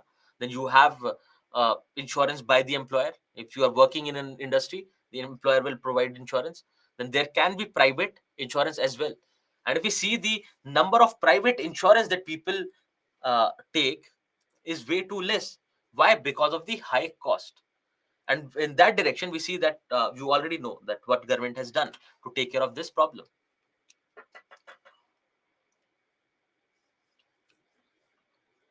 Then you have problems of infant maternal mortality rate, then the life expectancy. This data you have already seen, that if you talk about maternal mortality, 113 in India, 2016-18. It is just 20 in US, 18.3 in China. And even if you look at Sri Lanka, it is way too less. And now you see that even in terms of comparison to our neighbors, we are not faring that well with respect to healthcare. So with this data, now this is the data. These are the problems. These are the issues which worked as a backdrop to our national health policy. Now, national health policy talks about what are the various problems. They'll identify the problem, then they'll talk about what are the priority areas and how to deal with these problems. So you do have to go through national health policy, but do not worry, we will whatever suggestions, whatever government interventions we are covering, pretty much everything will be covered there. But for the sake of your conceptual clarity, please do go through that. Now see, the backdrop to this, they talk about maternal mortality and child mortality rates still high, then the aging population,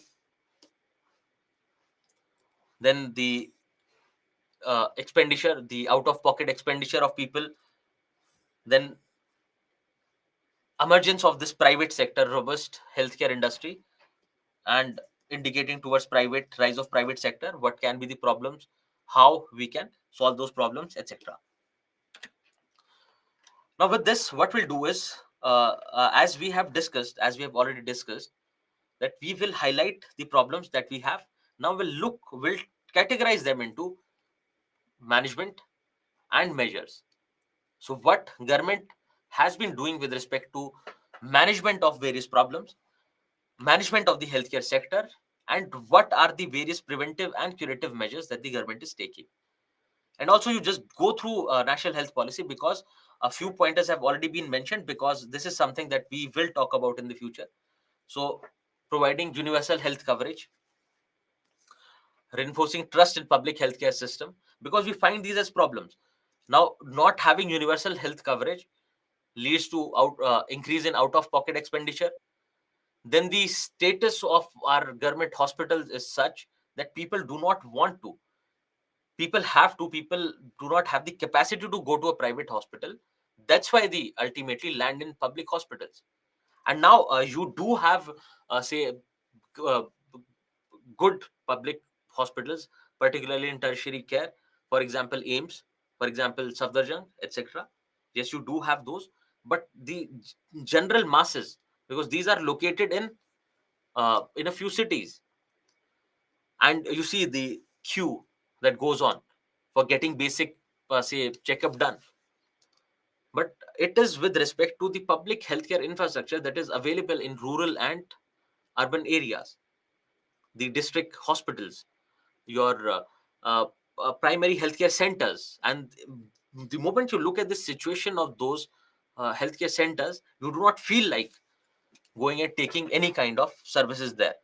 So which is a problem, and that's why you have to ensure that people have faith in the public healthcare delivery system. And then they are talking about quantifying various goals and objectives, because generally the policy frameworks do not talk about say dated targets, but in the previous years it has been started. Because even if you look at your national education policy, they're talking about year based targets. So it is the policy framework, how you have to proceed, and then there are goals and objectives which have to be taken care of. So a few things have been mentioned here. What we will do is we will start with management of healthcare sector first, and then we'll move on to preventive and curative measures that are being taken by the government. So we have seen the problems. Yes, there can be a few data sets that have been provided uh, with these aspects as well. But what we'll do is we'll think about the suggestions, we'll think about the policies, the intervention that government has. We'll at least take up one or two policies and analyze them, so that you know how to go about it. What are the challenges with respect to those, and what can be the solutions? So before starting with that, let's take a break and start again after the break. Okay, let's take this break and get back to it again.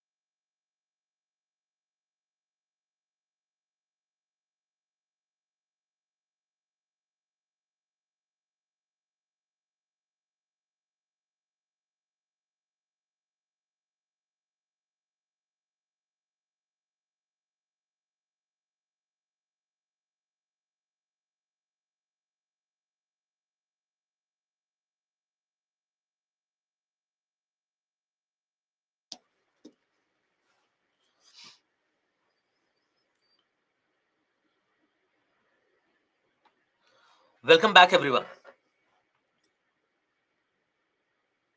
There's a question wherein, when comparing to neighboring countries, we also have to look at population. See, it's not a matter of absolute numbers. So, for example, when we talk about infant mortality rate, it is per thousand live births.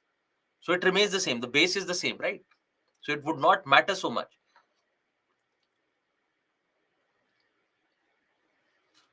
Okay, so let's start our discussion with management of the healthcare sector. Now, here we have highlighted a few issues which were related to access, which were related to affordability,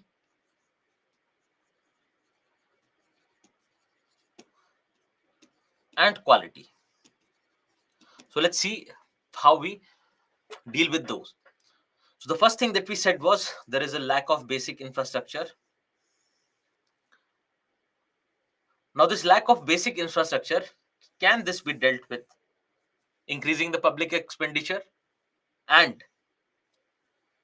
letting the private sector, or increasing the role of private sector in health. Yes, it can be.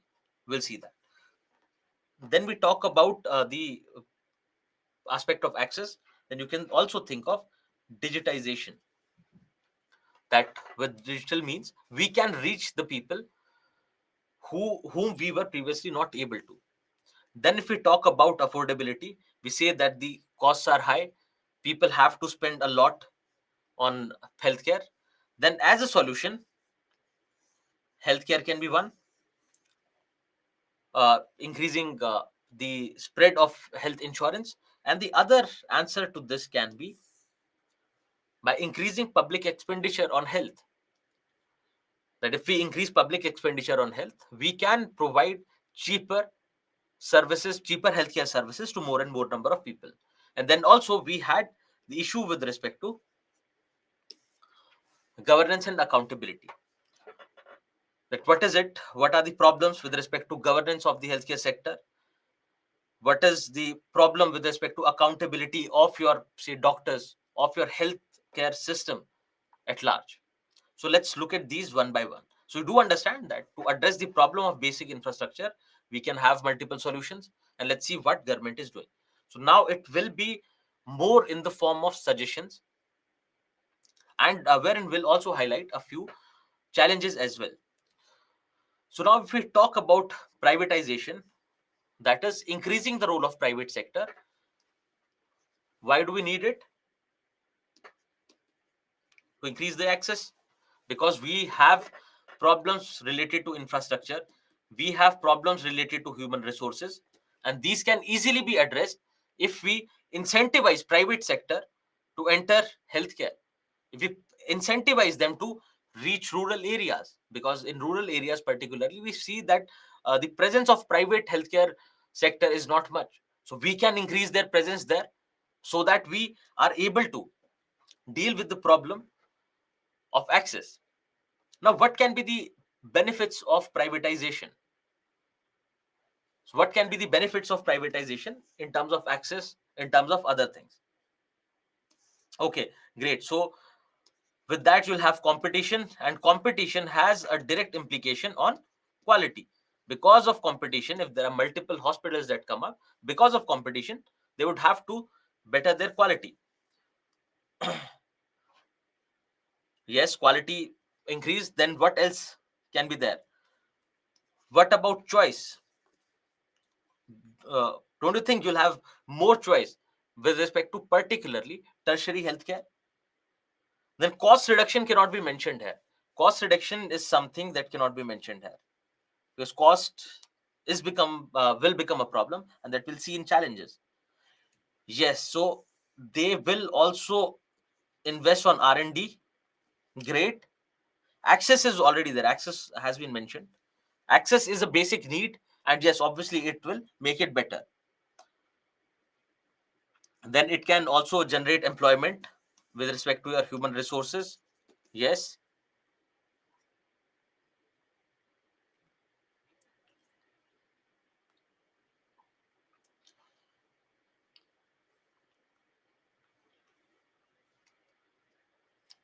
Okay, so just think about this. If you the moment we talk about private hospitals, and particularly big private hospitals, we see that the idea is that we'll get better quality healthcare. The doctors are better there, people are more responsive there. If you go, then there is someone to help you with whatever you need. There is a help desk. Then if you think in terms of cost, it becomes a problem. Yes, we can say that to a certain extent this competition will decrease the cost, but generally it is not the case. They will equally increase the cost, and this is the problem with privatization, that it is not that because of competition they'll bring down the cost. No, they'll increase the cost equally, right? So yes, so better services, better quality of services, better cleanliness, clean beds, etc., is generally the idea behind privatization, right? Now the problem can be private sector is profit oriented, because public sector, it is for public service, but private sector thinks in terms of profit. So if they think in terms of profit, what happens is affordability becomes an issue, that they will make it very costly. Yes, they do provide quality care, but it becomes very costly. And also you have to see, with respect to healthcare, that the cost of maintaining the hospital, the cost of maintaining the staff, the cost of maintaining the various machines, equipment, is actually very high, is actually very high in a practical real sense. Yes, they do uh, increase the cost way too much at times. Yes, there are malpractices, but otherwise in general as well, you'll find that the cost is very high. And then your doctors have to be paid, then the staff has to be there, which is actually thought of in terms of uh, you not have to remember this triangle, but think in terms of quality, access, and affordability. Think of these in terms of a triangle. You not have to remember, just understand that if you have to increase the quality, then affordability becomes a problem, because you cannot increase the quality, you cannot make the quality better without increasing the price. But if you then make it affordable, then if you say decrease the price, then quality becomes an issue. Similarly, the idea is, if you touch any of these factors, it will have an impact on at least one. So if you want to increase the access, then you have to set up a lot of hospitals everywhere. Then again, quality will take a backseat. So the idea is, at least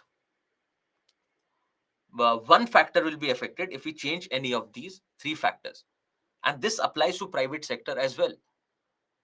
And we have to remember that there is a limitation with respect to prices and affordability when it comes to private sector.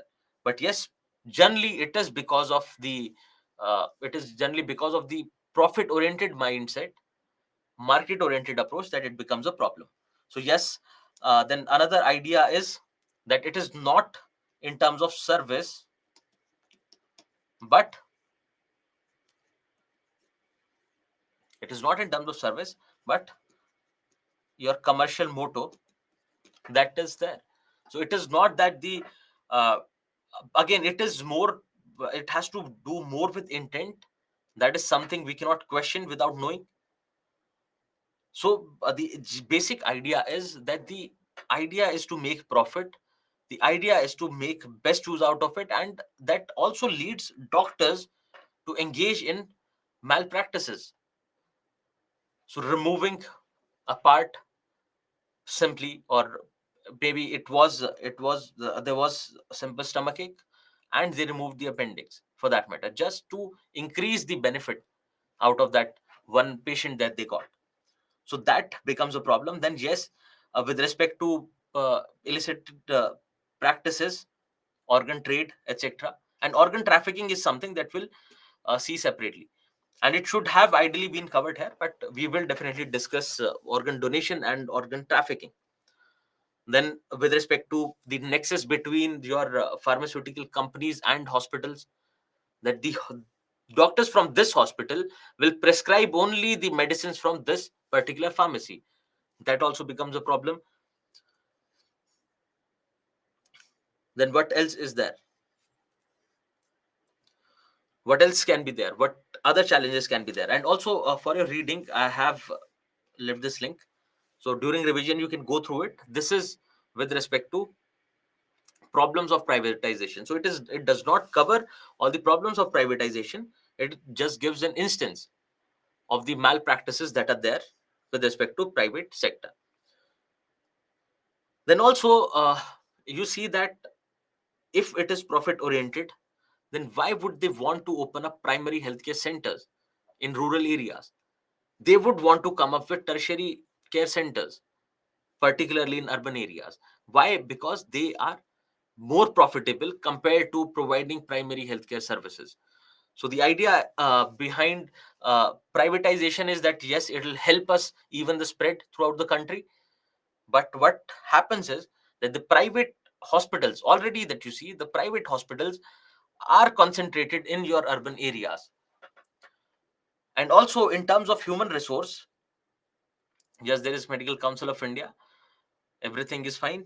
But again, you find that particularly the private hospitals, because it is not just the tertiary healthcare, but your primary healthcare centers, private healthcare centers as well, where you find this problem of uh, uh, human resources, that the doctors that are there are not qualified, and that also is a problem in terms of human resource. But yes, it can be questioned. Okay, now again, the push towards private sector, the push towards private sector can actually lead to decrease in spending on public health care. That yes, now it is private sector which will take up from here, and government need not invest in health anymore. So that it can lead to that direction as well. So there can be a few issues with privatization which can be solved. Now if you want to solve this, if you say that cost is an issue, then regulation of cost can be a solution.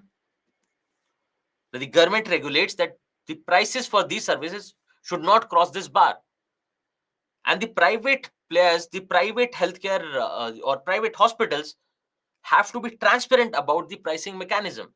So increase transparency, regulate cost, hold them accountable for any problems with respect to the services that they provide. Then what else? To regulate cost, this is directly regulating the private healthcare centers. Then the other idea can be provide universal health coverage. Universal health coverage is basically to provide health coverage particularly to the vulnerable sections, wherein they do not have to spend any money to get the health services. And your policy also talks about universal health coverage. So provide universal health coverage so people do not face a problem with respect to cost. Then what else can be the solution? Health insurance, right? Provide health insurance.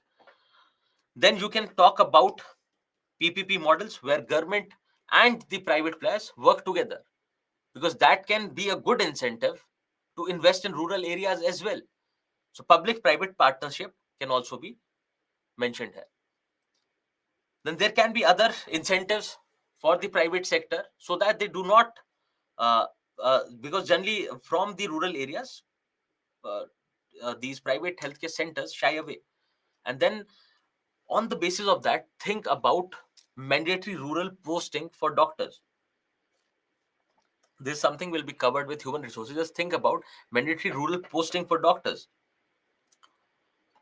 With that, you'll find that your doctors will also have to serve in rural areas, and the lack of human resources we find in rural areas can be covered. And also this can motivate your private hospitals to set up their establishments in rural areas, because now they have the people who would want to work in rural areas for their mandatory posting. Just an idea, right? So there can be various challenges with respect to privatization which can be addressed, and the issues with respect to privatization pretty much remain the same. You move from any sector, you move from education to health, health to some other sector, the issues with respect to private sector will remain the same, and the way we can address them will also more or less remain the same. So yes, we can directly regulate the pricing mechanisms, etc., for private players. We can hold them accountable for whatever problems they create in delivering services. Then there should be transparency in pricing mechanism. Then there can be health insurance and other steps like universal health coverage. Then we come to health, human resource management, wherein we see that in India, the ratio of health care workers per 10,000 people is 20.6, whereas in general, at least 44.5 is required. And also, we see that according to Indian standards as well, even your health policy talks about it, that we have a shortage of healthcare workers in India. Now, when we say healthcare workers, it is not just your doctors, it is other professionals as well. It is your nurses, it is your nursing staff for that matter. Then it can be your other services that are provided in a hospital. Then it can be your ASHA workers as well. So these you remember that when we say healthcare personnel or human resources with respect to healthcare, you have to cover all those. So even though we see that there has been increase over the years, but it is not sufficient. It is not sufficient. We need more and more. Now, why do we face this challenge of human resource? Why do we face this challenge of human resource?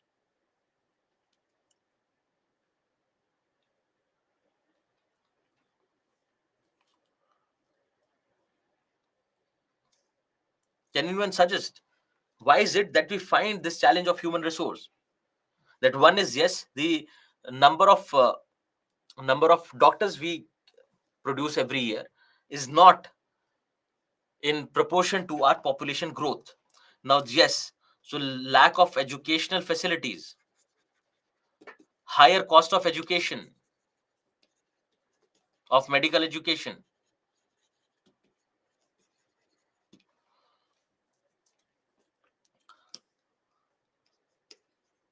gaps with respect to training our healthcare personnel,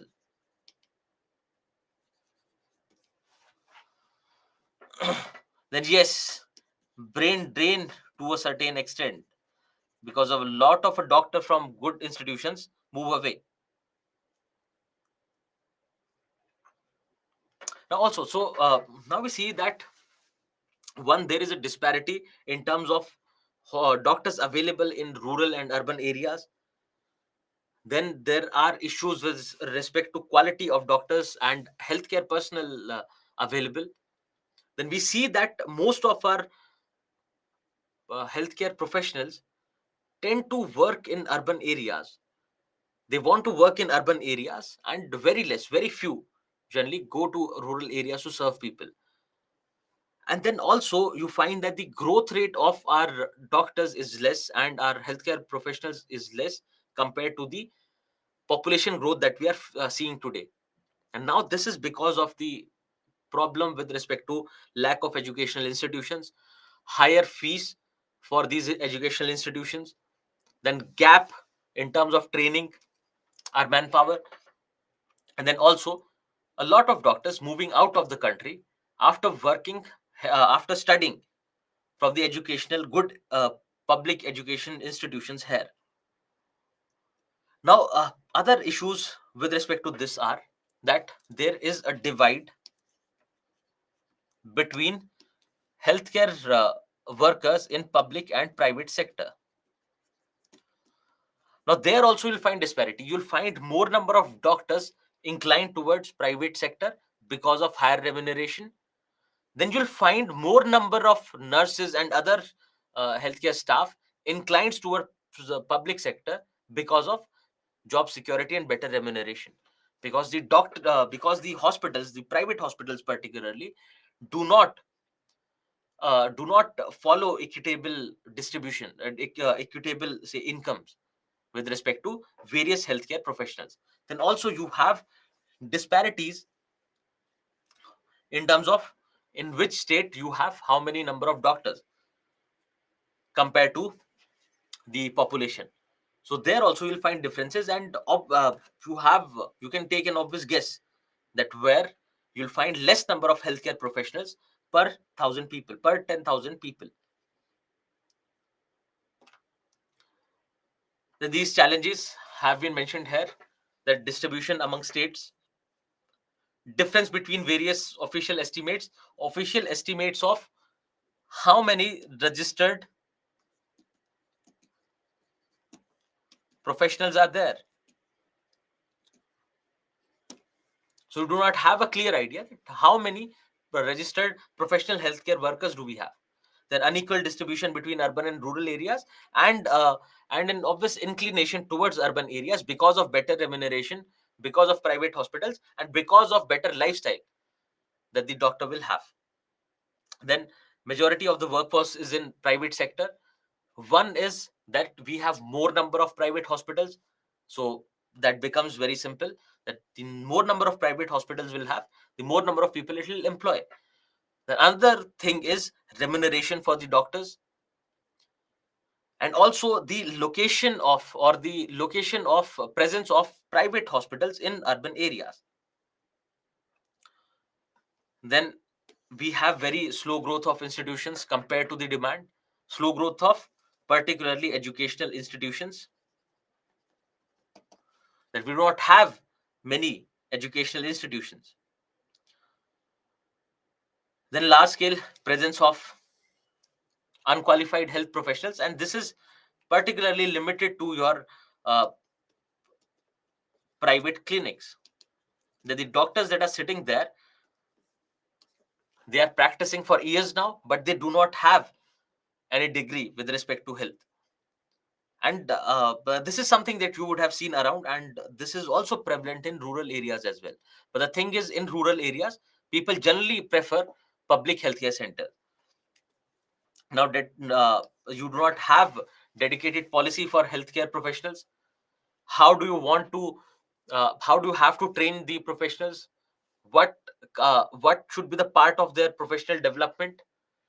Then what is the projection of human resources in the future? That yes, the population is growing at this rate, how many people, how many doctors, or how many healthcare professionals do we need in the future to tackle this population growth? Because you need equivalent number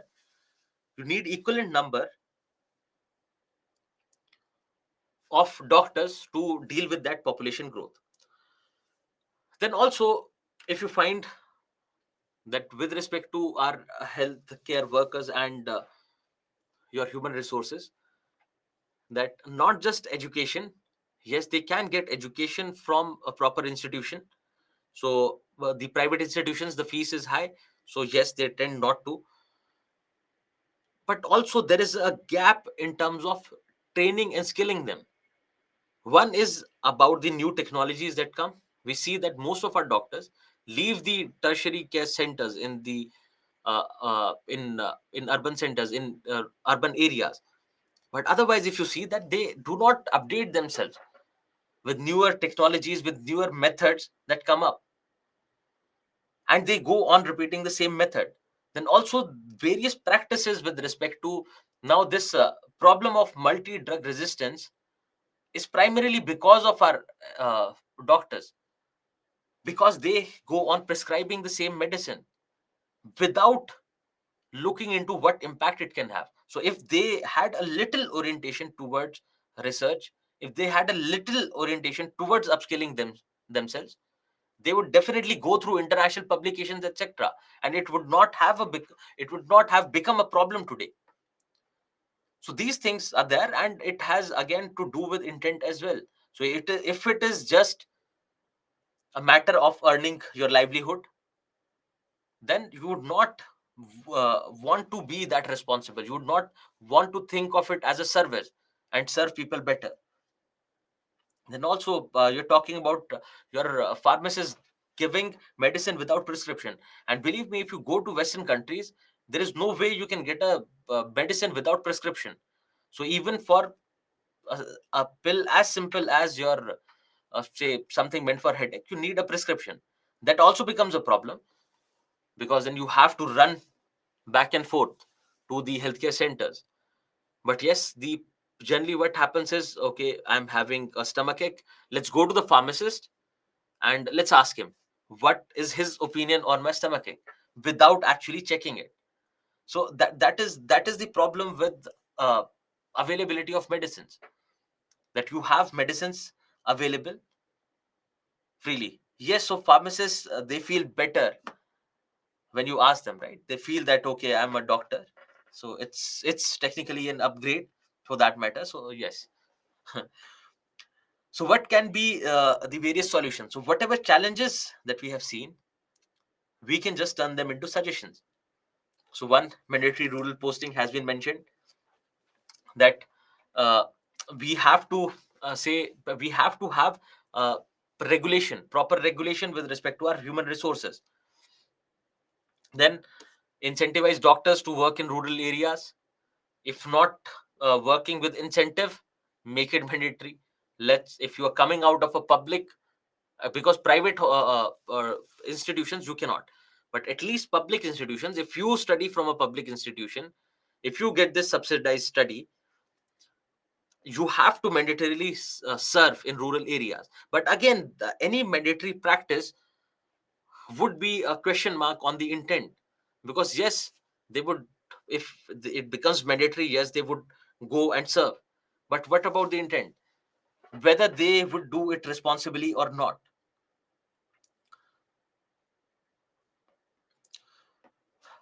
Then similarly, you can set up multiple medical colleges. Now, medical colleges, one is the problem with availability, then affordability. Tackle both. Have multiple number of medical colleges. Have the integrated medical college and hospitals, the way you have, say, AIMS, because generally you find this integrated multiple colleges and hospitals. They were started by the public sector, but now they are reaching the private sector as well, and a lot of private institutions are opening their own medical colleges. So you do promote that. And also, to you have to remember to balance the divide between the urban and rural areas. So if you prefer, if you give sort of preference to people coming from backward areas in matters of public employment, in matters of public health employment, what you can do is, because they would ultimately want to stay and live in that area. If someone coming from some other state, someone coming from an urban area would want to stay in their area. But people who are coming from the same state, they would have a sense of attachment to their area. They would want to live there. So why not give them preference on the basis of uh, the area that they're coming from? Now, yes, so uh, government has announced nursing colleges, etc. Yes, so those things can be mentioned. Yes, so one of the reasons for charging higher prices is that people have invested a lot on their education and they want it back. But it is not the doctors who charge prices; it is the hospital that does. But also, it adds to it, right? So they would want more and more from the private hospital.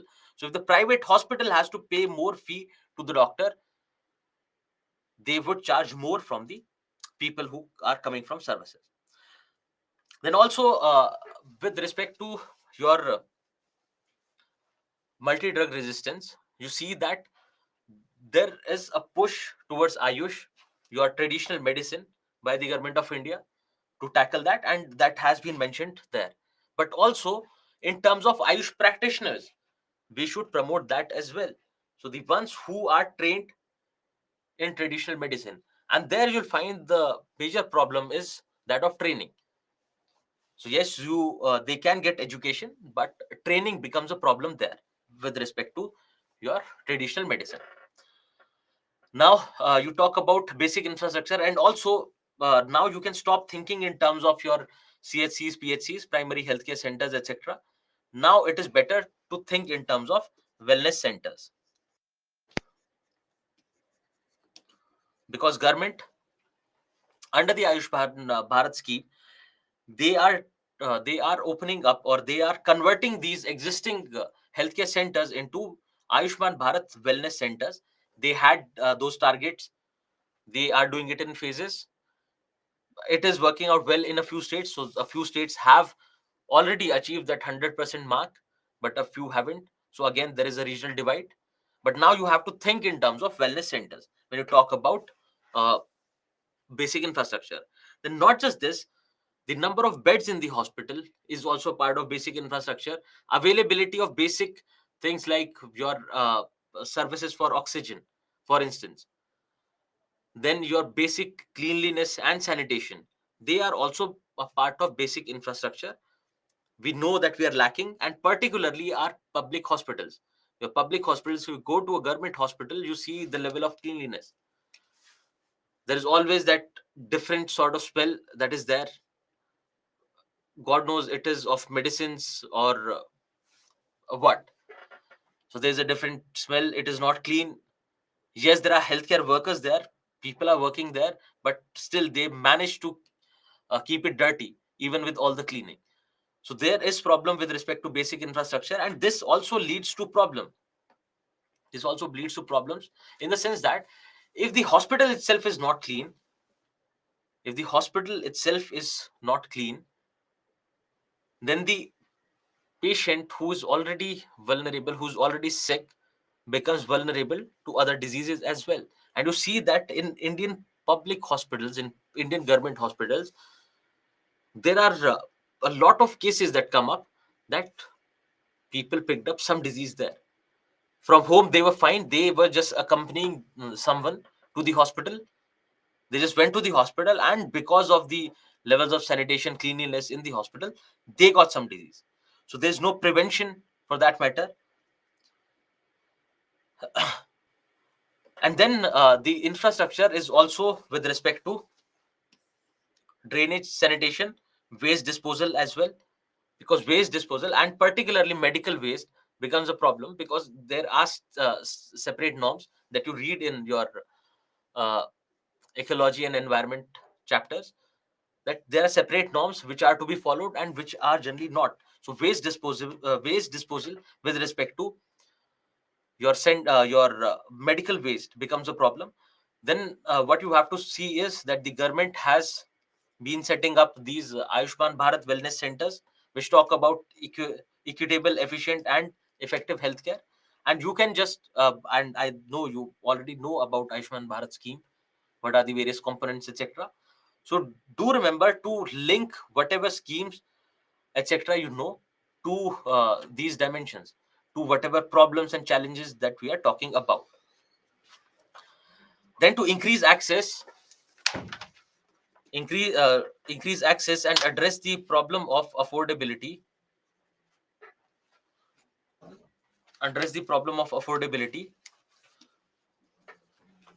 you can think of digitization as well. Now, what do we do with this? You can have all your medical records digitized. All the records of a patient can be digitized, so that you do not have to carry uh, any medical records, and also it gives the complete history of the disease, of the problems that you had. Then the aspect of telemedicine can increase the access and affordability. And you see that there are centers in which the practitioner will actually get in touch with a senior doctor and address the issues through telemedicine once in a week or 10 days. Then you can think of mobile medicine as well. With respect to your elderly, we were talking about providing them healthcare, doorstep healthcare, that can also be linked to digitization. Why? Because it is through digital means that they'll be able to contact, that they'll be able to raise their issue. Then it can be in terms of maintaining all the records of the hospital in digital sense. Then it can be, yes, your medicine delivering apps, the apps that you have that deliver medicine online. For example, 1mg, Apollo Pharmacy, and then a few other things as well. So what you have to see is, you to understand the dimension of digitization, go through the National Digital Health Mission, look at the various components,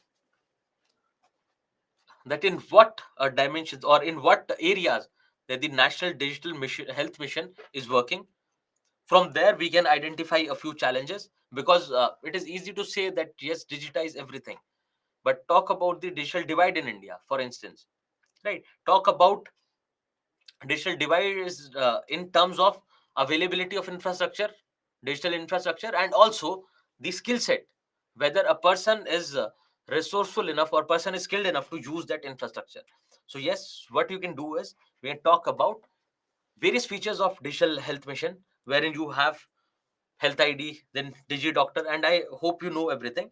And this is something you can discuss, this is something you can see, because this is a solution to the aspect of digitization, wherein we can use digitization to increase the access and affordability.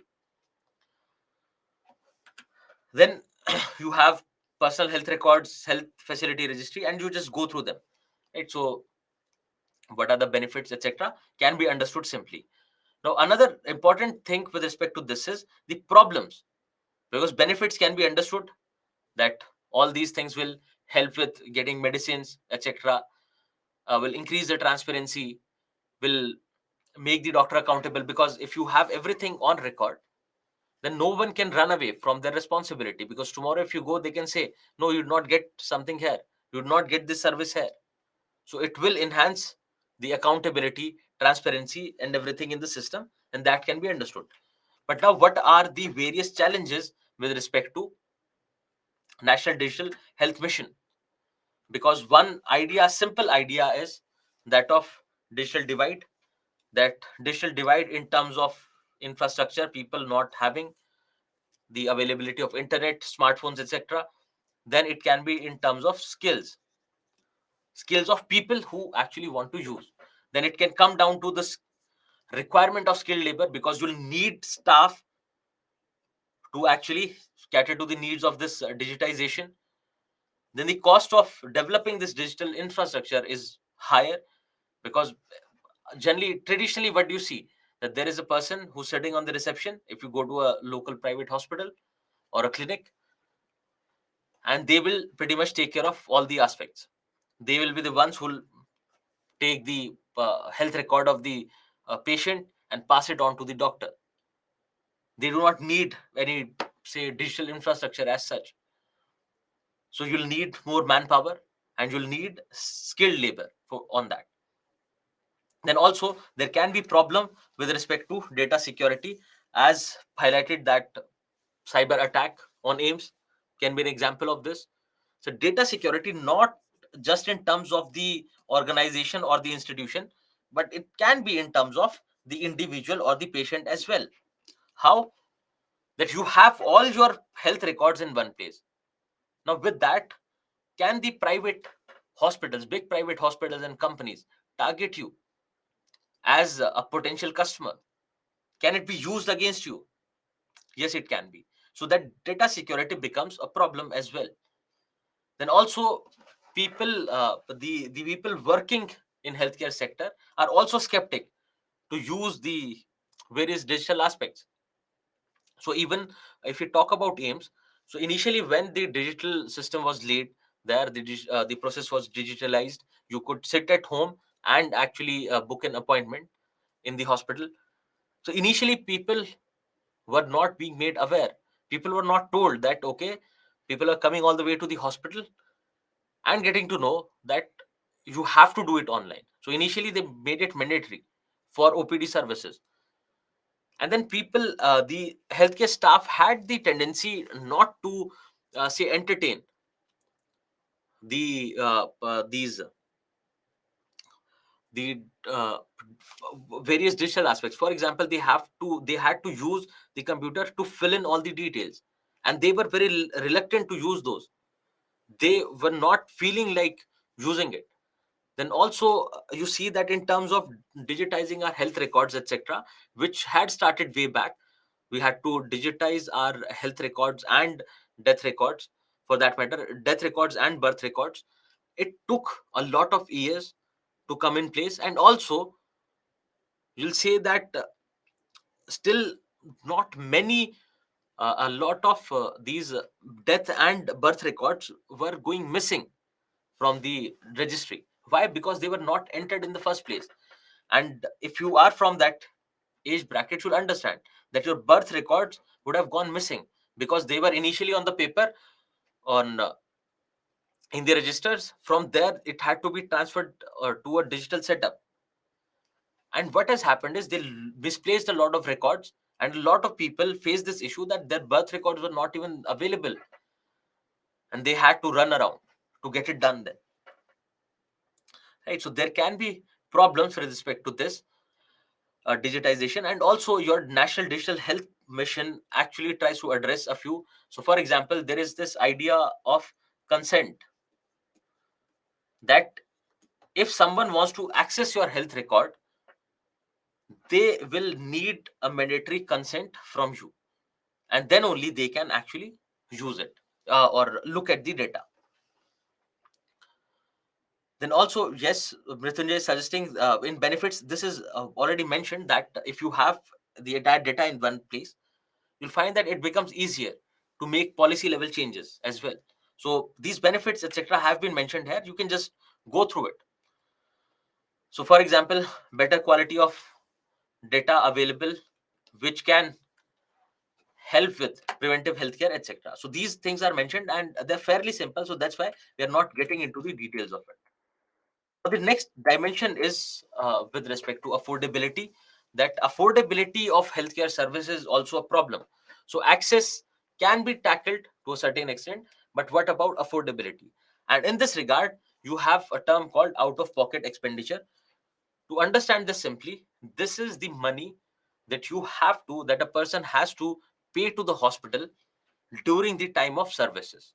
So you go to a hospital, say you have to pay 500 rupees as a basic charge for uh, registering your problem.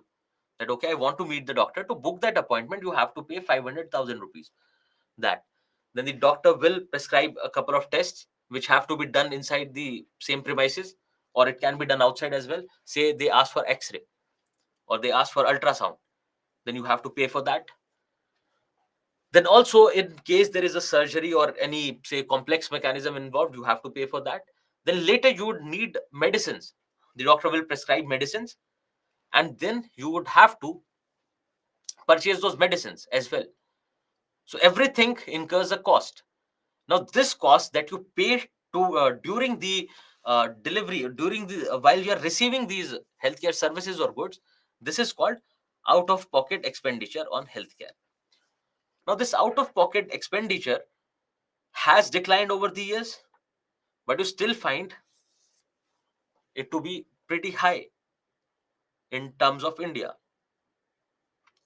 Now, what we have to do is we have to bring this down, because this becomes one of the major reasons of pushing people into poverty. Because if you spend more and more on these services, that means you have less and less left to take care of your other needs, like education, nutrition. And this is the reason you find that the even if it comes to public healthcare institutions or your government hospitals, where you've received these things for free, at least a few medicines for free, and the cost of various surgeries and method and different practices is also subsidized, but still people, poor people particularly, they feel like why at all they have to get these services, healthcare services. Because with health comes nutrition as well. If you want to take medicines, then the doctor will prescribe that you do have these kind of food items, which also incurs additional cost. Just think of someone who's barely able to afford say 2 meals a day, and that too basic chapati, uh, or rice, or maybe a curry, and not able to take care of their proper nutritional requirements. Now if they fall sick, one, they would have to obviously spend money for the healthcare services. Then also, coupled with that is the cost of nutrition, because the doctor will prescribe things for nutrition. Yes, because of lack of awareness, they do not follow the nutrition, and also because of lack of resources, they are not able to follow that nutrition practice further. But it becomes an issue because it is a very big burden on the pocket. So what we have to do is we have to decrease this out of pocket expenditure. Now, if you want to decrease this, what can we do? Now, one is make the healthcare cheap. Another thing is you can make it completely free. Then another idea is you can provide insurance to people. These can be the solutions to this problem of out of pocket expenditure. Now, if you want to make it cheap, then you have to regulate the private sector. If you want to make it free, then the role of public sector has to increase. Then you have to set up more number of institutions, or you have to open more hospitals where you can provide these services for free. And even in this out of pocket expenditure, you'll find that medicines take the majority of the share.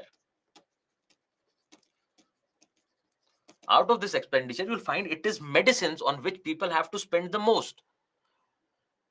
So you have to make those medicines cheaper, go with compulsory licensing, regulate the prices of medicines in the market. We can go also for parallel import. If you know from economy, you can also go for parallel imports. For that matter, parallel imports mean there is a medicine which is being imported from some country. Now the prices are higher here, but what you can do is there can be another country where the price of the same medicine is cheaper.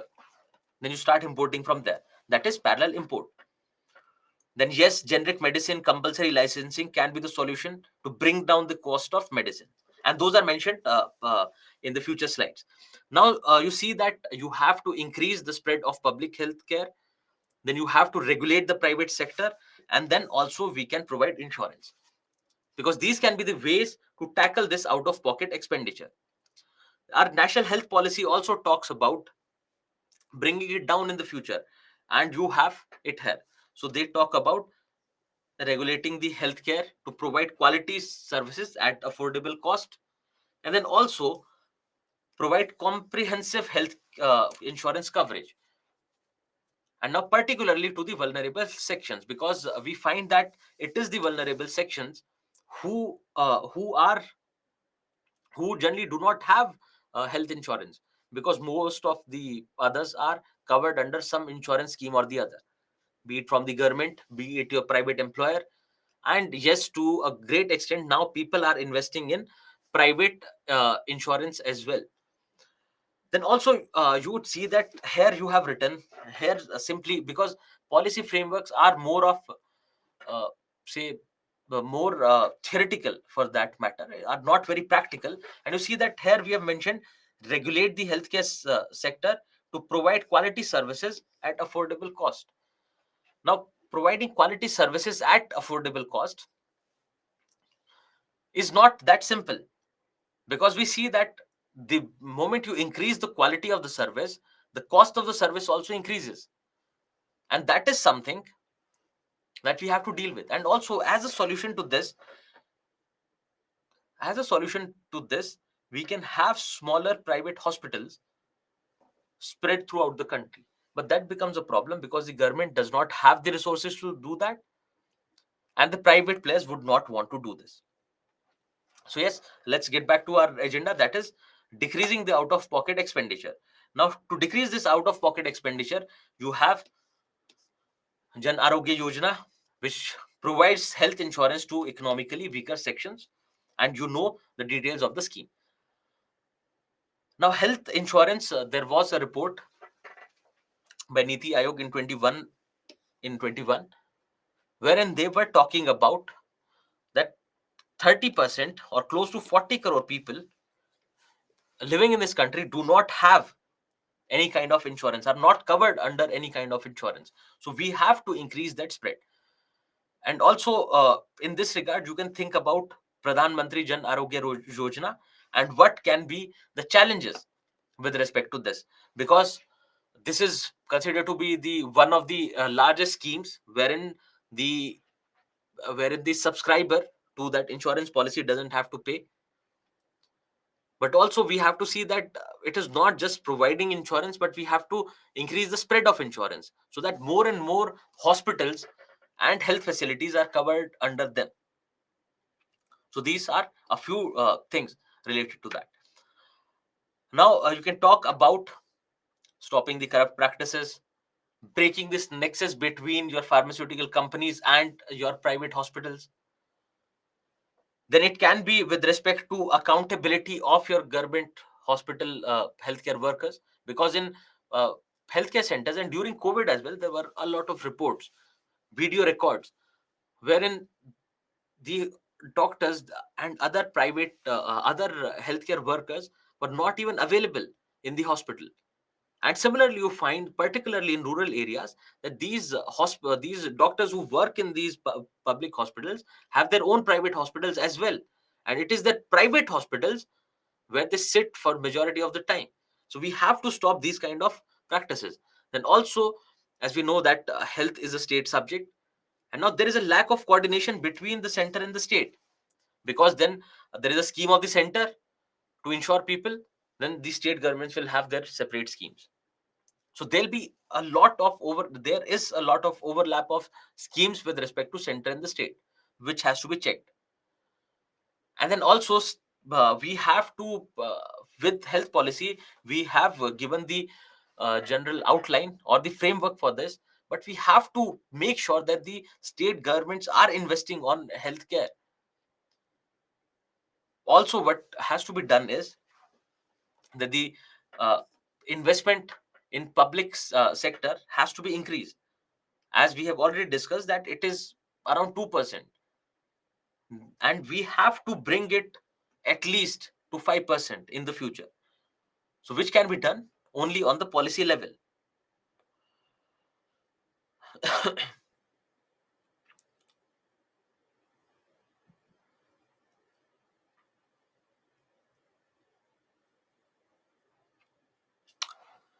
Okay, so with this we move into the next dimension, that is of preventive measures by the government. So if there is any kind of problem with respect to health, either you can prevent it before it spreads, or you can cure it afterwards. So if it is say think about malaria, so either you can prevent malaria by keeping your surroundings clean, etc., else once you get it, then you have to go for curative treatment.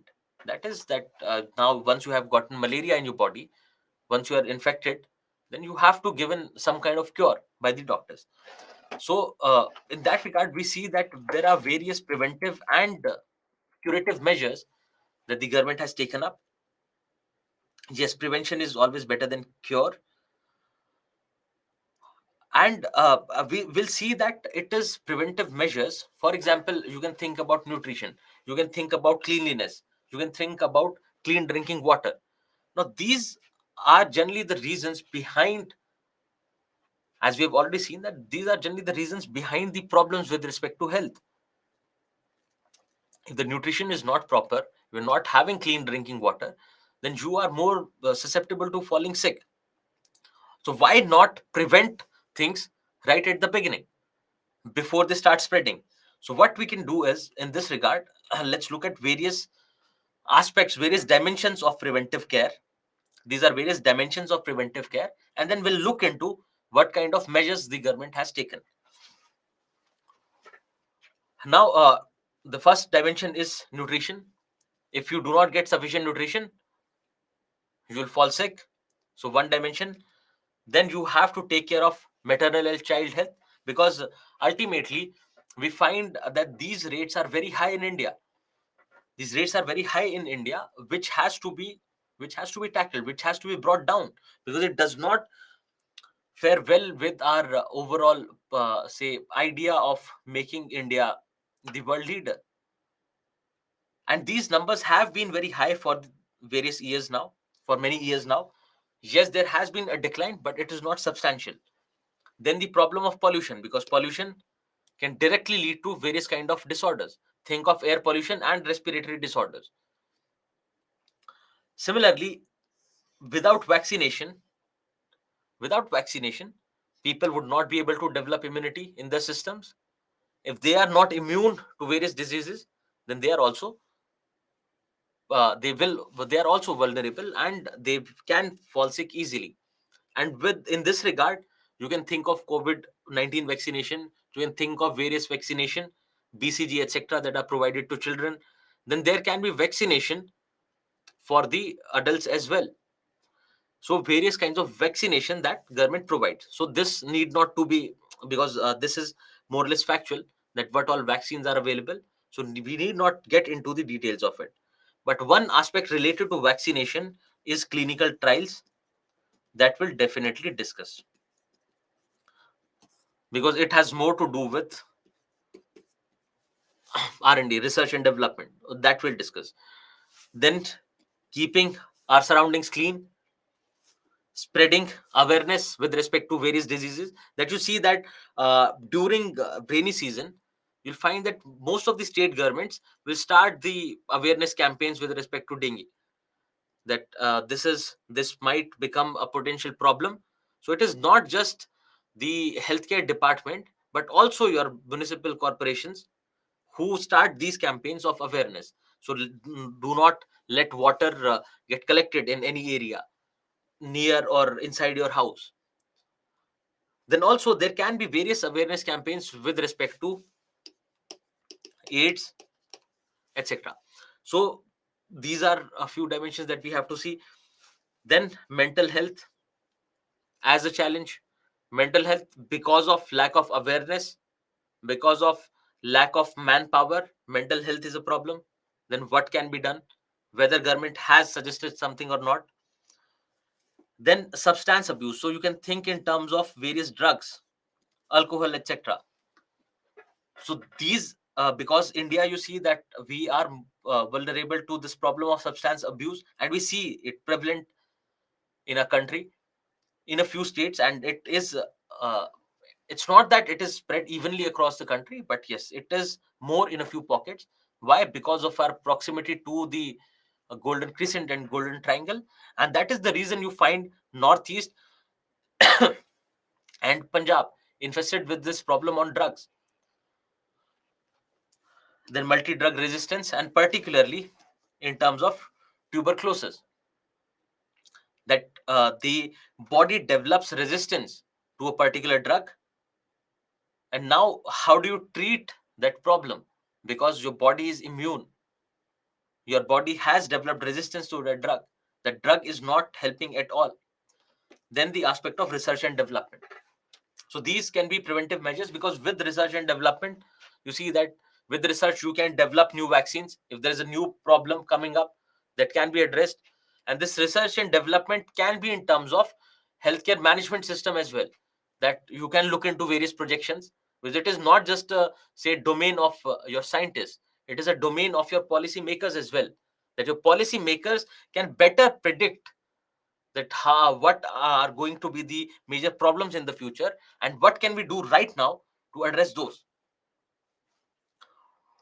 Yes, so maternal and child health will be found again and again. So previously it was mentioned in the form of status of healthcare system in India, status of health in India. Now it is mentioned in the form of what are various preventive measures that have been taken with respect to this. And yes, we are not covering each and every dimension comprehensively, because these things have been repeated, and we understand that these things have been repeated in the previous chapters as well. So with respect to women, we have already discussed what are various schemes which help with women.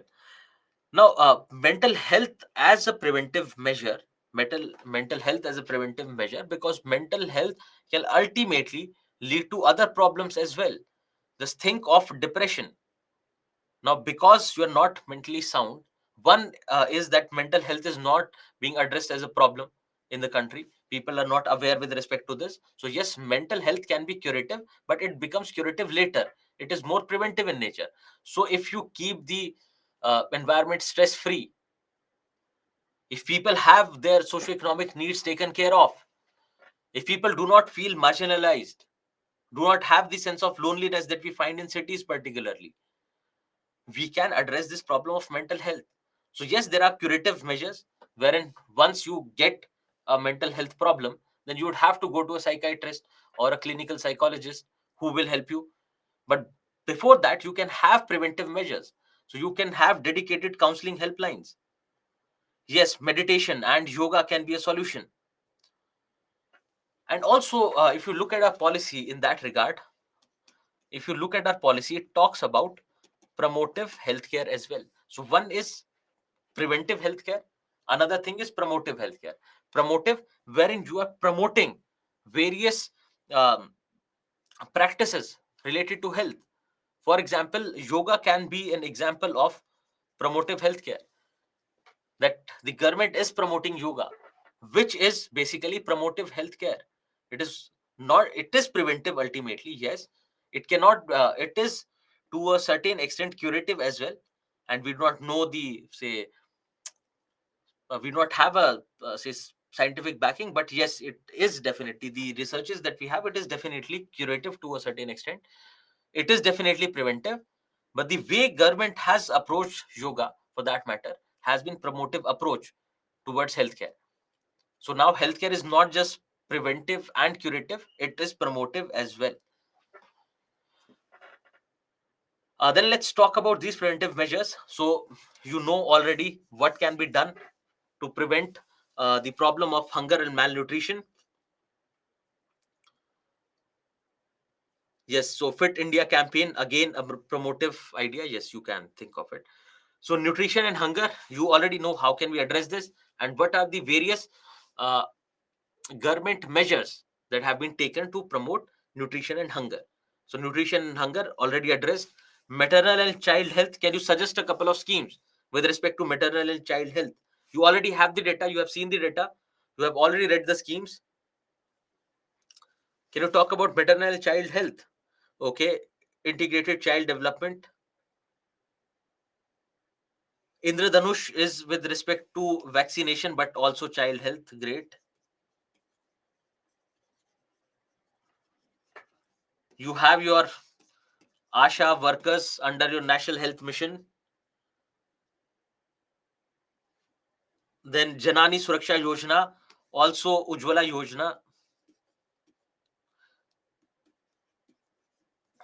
Great. Midday meal scheme. Yes, midday meal scheme takes care of nutrition and hunger.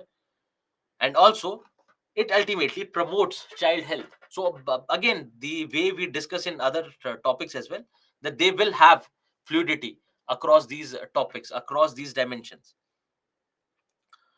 Then, if we talk about pollution, particularly air pollution, which is becoming a problem in urban areas and leading to respiratory disorders. uh, Now this is something that has to be taken care of, and but it is not just air pollution. You have to think about other pollutions as well. You have to think about land pollution as well. You have to also think in terms of cleanliness and waste management. You also link it with cleanliness and waste management, right?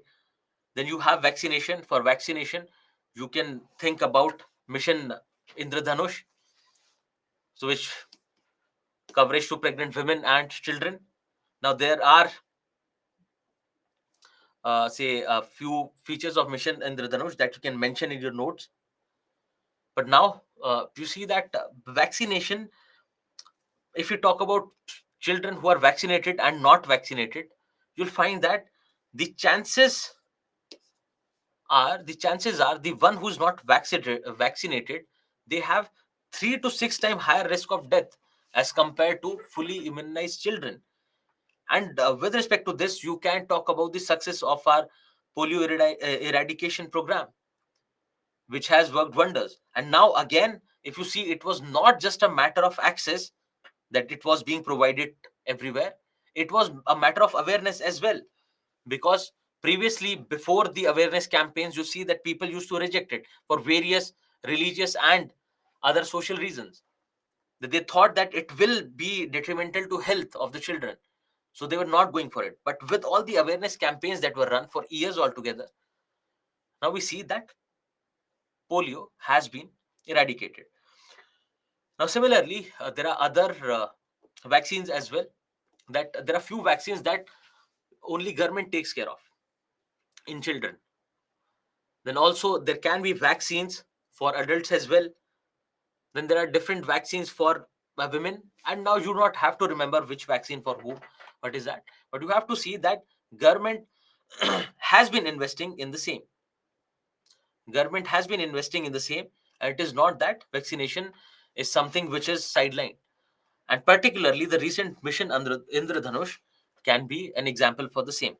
Now, with respect to cleanliness and sanitation, you can talk about your Swachhta Abhiyan. But before that, what you have to do is,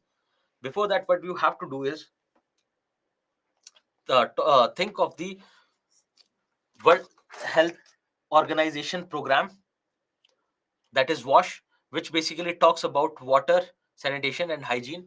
Now, this is the broader framework under which your sustainable development goals and hence your Indian programs work. So they can be directly linked to that. Then also you link it to your sustainable development goal 3 and 6. Here, if you find that with respect to clean toilets, you have various programs, open defecation, free India, for instance, then clean drinking water, Jal Jeevan Mission, etc. Cleaning your, keeping your neighborhood clean comes with Swachh Bharat Abhiyan. Then also you have to address here the issue of waste management. So the idea of scientific waste management, the idea of separation the end of at your end, that you separate the waste before you dump it. And in this regard, you would see that there are few municipalities who would not accept the waste, and now pretty much everyone is following the same. But otherwise, they would not accept the waste. It is not separated and segregated. So these can be a few aspects related to cleanliness. So yes, ODF is open defecation free India. So it is with respect to not not having a toilet at home, or not using the toilet at home and going out for your natural call in the, say, a forest or elsewhere in the open, out in the open.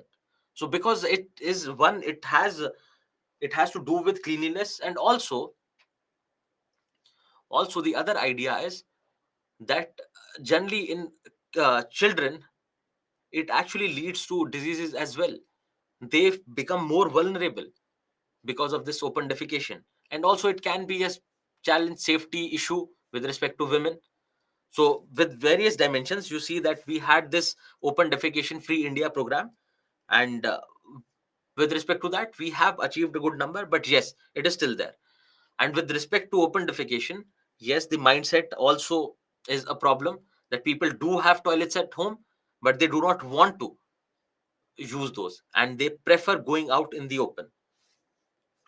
Now, so these are the programs. But you remember, if a question is asked with respect to how India is faring in terms of achieving your sustainable development goal 3. Now, what you'll think is, because one, that you should remember your sustainable development goals. And also another thing is, you would think that how, where is this question asked from in paper 2? Then you have to remember that it can be directly your sustainable development goals. Wherever we can link them, we are linking them. And you see, the answer remains the same. The only thing changes is your introduction.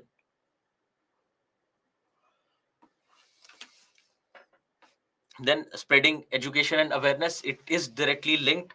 Now, education in women about fertility rate, about nutrition, and awareness, you see that has been working wonders, not just in India but everywhere. That people, so for example, this is the data that you can use in women as well, that your sample registration system, they're talking about gradual decrease of TFR with increase in the level of education. They had given the numbers there as well. But you need not remember the numbers. You just need to remember that there is a report which talks about this. So with increase in levels of education, fertility rate goes down. With increase in level of education, you find that people will be more aware about their nutritional requirements. People will be more aware for their children, that what has to be provided, what not, and what not. They'll make better lifestyle choices compared to the ones who are not aware, etc. So these can be a few benefits of education and awareness. And now these awareness programs can be with respect to nutrition, they can be with respect to cleanliness. So all those programs of awareness that we discuss, that we mentioned, can be linked here. And also you can talk about education, that is being preferential uh, treatment of women in education, for that matter. Yes, so Eat Right India movement to create awareness, and again it is preventive and promotive at the same time, because we are promoting better health practices. Like in yoga, with yoga we were promoting better healthcare practices, we were promoting health over other things. So this is the same idea of promotive approach. Now with respect to mental health, you find that a lot of people in India are affected by mental diseases. Now, one thing is there are two, three dimensions to it. One is that people not being aware of mental health problems. One, then there are people who are aware of mental health problems who are going under treatment. Now, lack of availability of infrastructure, lack of doctors, lack of human resources, lack of research in mental health becomes a problem to them. But then there is another section which you do not have to forget. You have to keep in mind that there's another section which does not know that they have this problem.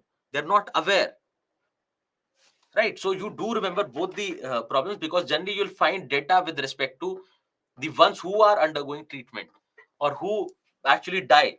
So, for example, WHO, according to WHO, suicide is the leading cause of death for people in the age group 15 to 29 years in India, right? So which shows the extent of mental health challenge that our country is facing. And still we find in every state in every state, less than 1% of the total health budget is spent on mental health. And you also remember, when we say of the total health budget, it is of the total health budget of the state and not the total budget of the state. Because I remember someone had mentioned something with respect to that. So when we say 1%, it is out of the total healthcare budget of that state. So we have less and less investment there. Now we have this Mental Healthcare Act 2017, which talks about affordable care, equality in treatment, free legal services, freedom to make decisions regarding treatment, etc. Now the thing is, you have to identify the problems here. The problems can be about the lack of awareness in general. Then it can be with respect to lack of availability of infrastructure and human resources for the ones who are seeking uh, curative mental health. And also, when we talk about mental health, we should think in terms of preventive and promotive mental health. So we should have something to promote mental health, the way you have, say, mentioned yoga or meditation. Similarly, it has to be preventive as well, because the growing stress that we have in urban areas, we need to understand, aware that there has to be a balance between your work and your personal and private life. Because now, particularly in urban areas, it is your career, it is your work which takes primacy over everything else, which becomes a major cause these days of one, mental health and physical health problems as well. So obesity is not just a factor of nutrition, it is a factor of your lifestyle as well. So we are having, because we want to work, because we want to study 12 hours, 10 hours a day, our lifestyle is becoming very sedentary. So ultimately leading to mental health, physical health problems. Then because of all the stress that we go through, because of the hustle of the cities particularly, we encounter mental health problems as well. So which has to be addressed, which can be addressed only with awareness, that people have to be made aware that this is something that where you are going wrong. Now with respect to substance abuse, obviously we are, as a country, we have seen the problem in Punjab, we have seen the problem in Northeast with respect to drugs. So for this you'll find that this will have impact on every aspect. It can lead to, for example, in Punjab, hepatitis and AIDS become a problem because of drugs. The reason is that they use use the needle that they use for injecting some drug, for injecting heroin. They use that needle, and at times that needle is something that is that has already been used by someone else, and they end up using the same needle because it is the flow of drug in their bloodstream that matters to them, and they do not care about any other aspect, and those diseases get transferred like that. Then also, with drugs, you'll find that you will have say a sort of distance between family. People who are generally involved in drugs and other things, you'll find that they do not have that closeness with family and friends. So they have their own set of friends who actually are into this drug problem with them, but otherwise they'll distance themselves from the society in general. Then the women also become vulnerable. Women become vulnerable to the violence that can be committed under the influence of drugs, and also to various uh, incidents that can happen, like rape, violence, etc., when they are under the influence of drug. And both the problems is something that you can easily understand. Now, with this problem, so initially it is for the sake of getting the high, for feeling better. And again, drug problem is again you find in either in too affluent a society or too poor a society. So, for example, in Punjab, you find, because of the Green Revolution, because of the increased income, it is the middle caste and middle class people who are generally involved in taking these drugs. And then the other problem of drugs will be found in poorer households, where people are under so much stress that it is only the drug that can help them come out of that pain. So they are under so much mental stress, and at times physical stress as well. So they take refuge in drugs.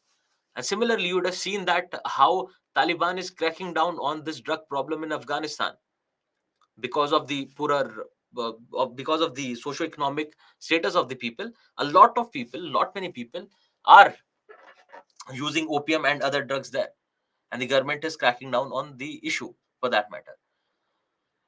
Then also you can think about the addiction that comes later. So initially it can be to relieve yourself, but then later it becomes an addiction. Later it becomes like that you need it. And you would have seen in movies that once it becomes an addiction, then you need it at any cost.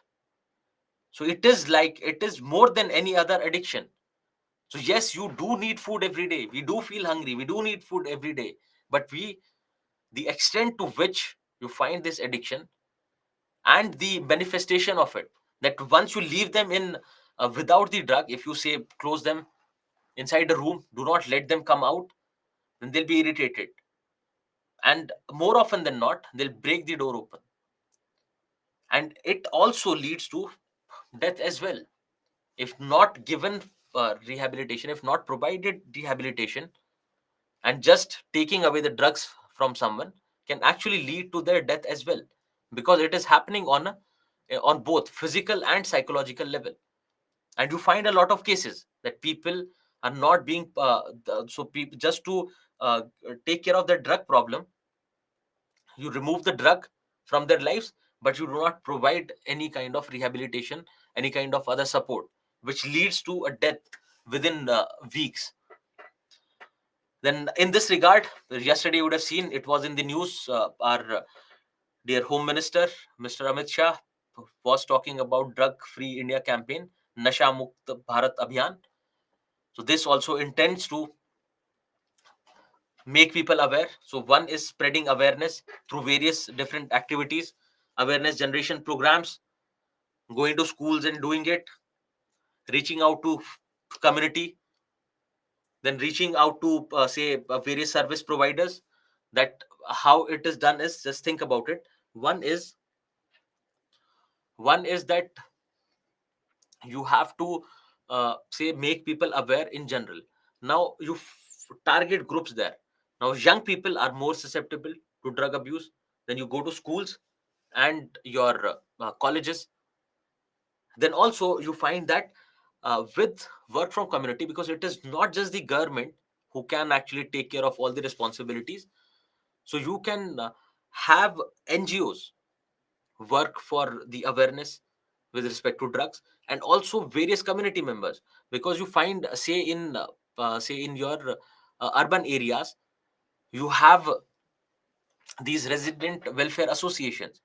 Now they can also help in spreading the awareness. Then not just drug free India campaign, you have uh, various rehabilitation centers opened by government.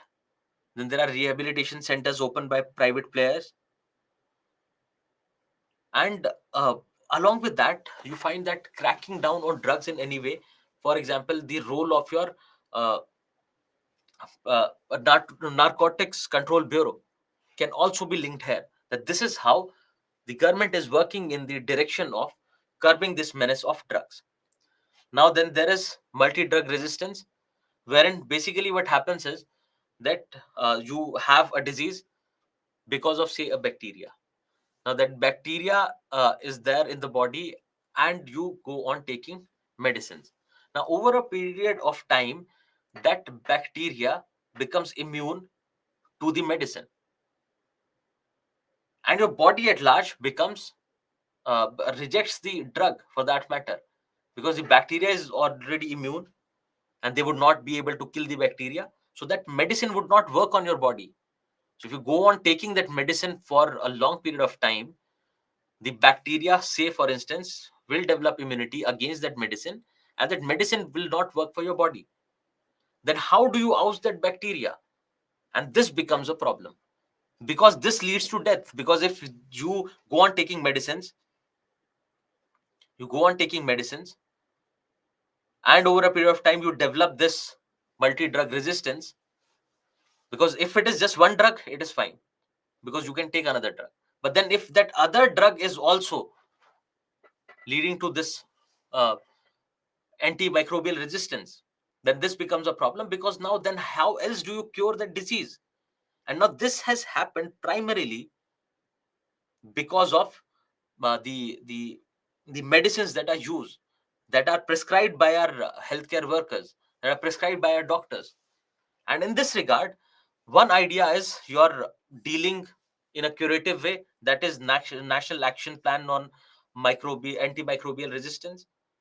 And then other idea can be preventive in nature, that why not use traditional medicine which does not lead to this? Then it can come in the form of regulation, that you do not let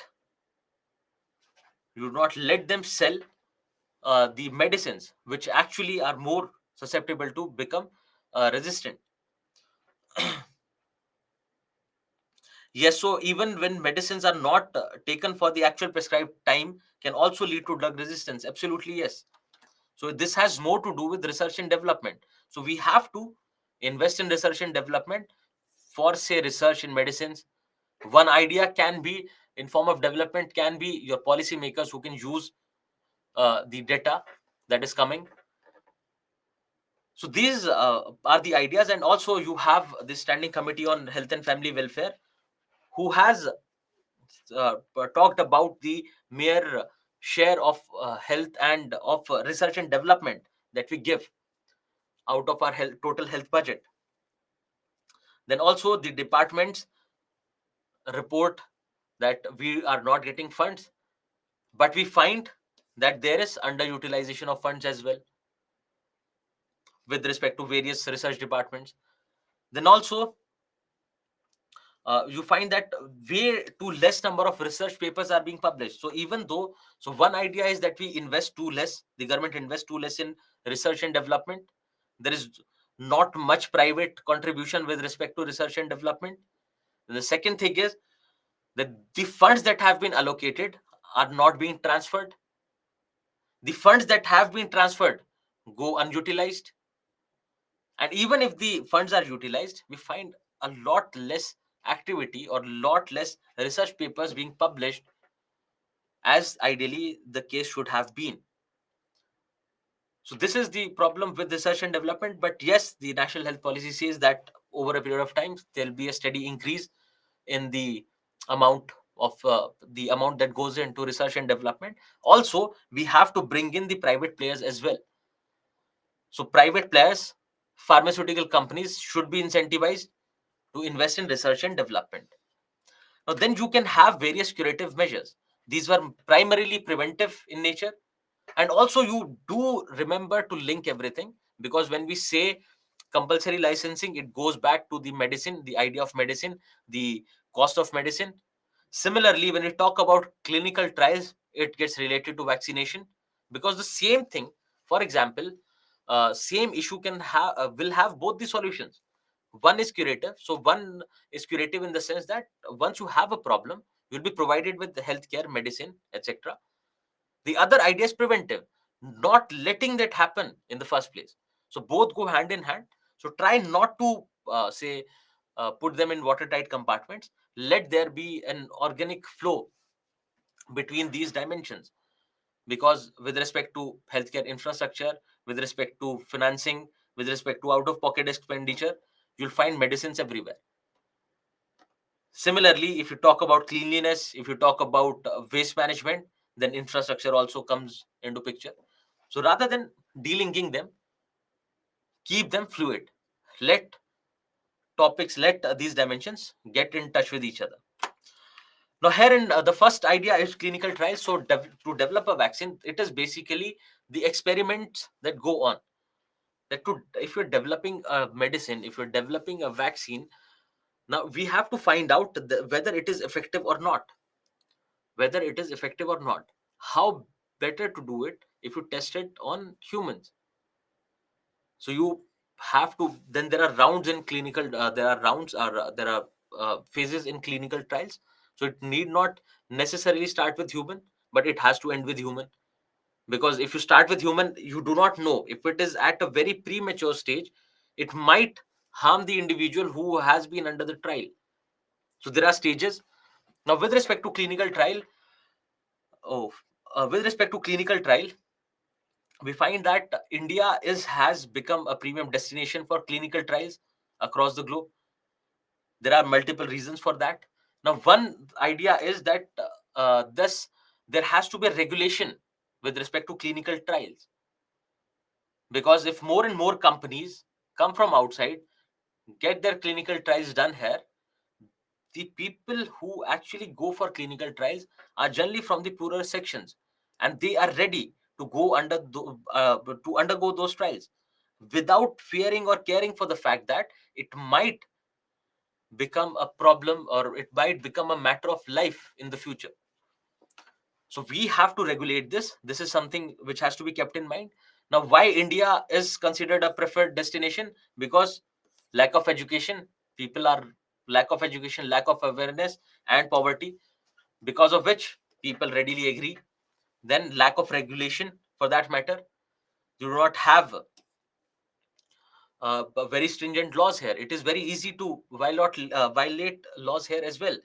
Then, if we are preparing a medicine, ultimately, people from various racial backgrounds are going to use it, because it will be sent to, say, Africa, it will be sent to Europe, it will be sold in India. So you have a lot of racial diversity across the globe. And India is a country where you find there is a lot of racial diversity here as well. So why not prefer India and take these poor people, take these vulnerable people from various racial groups and test on them? So that is another reason, because you have to check the impact of that medicine or vaccine on various racial groups. Then also, it is India being a tropical country, the temperatures are high, the bacteria and the viruses grow easily. They do not take a lot of time. So that also becomes a reason, because this way you can actually finish your trial quickly. It would not take a lot of time, because it is not a matter of a day or hours, but it takes a lot of time. Then you have the Central Drug Standard Control Organization, which looks into this aspect of clinical trial as well. Now they are responsible for conducting clinical trials, framing standards of drugs, etc. But there are problems related to clinical trials as well. That the regulation again uh, is not very strong. Then you find that the cost of testing is very low. People are poor, so they agree to whatever. So there should be a bare minimum, there should be a standard for that matter. Then there are a lot of unethical drug testing that goes on, because there can be any type of drugs. As we say that there have to be phases, so it should be safe for a person to undergo that trial, and then only they should be say those vaccines should be injected in them. But at times you'll find, just to quickly run through the trial, just to quickly finish the trial, they start at a very, very early age as well. And this is something that was under the question during COVID, that the rounds of trials were not completed before the medicine was made available in the public. Now, using drugs or vaccines on people that they are not aware of, because you tell that you are undergoing something, but how would you know? If I tell you that, okay, this is a basic drug test for fever, but how do you know what the other what them are what I'm testing, right? So this has more to do with your regulation as well. Now another dimension is organ donation. So let's do one thing, as it is already time. What we can do is organ donation.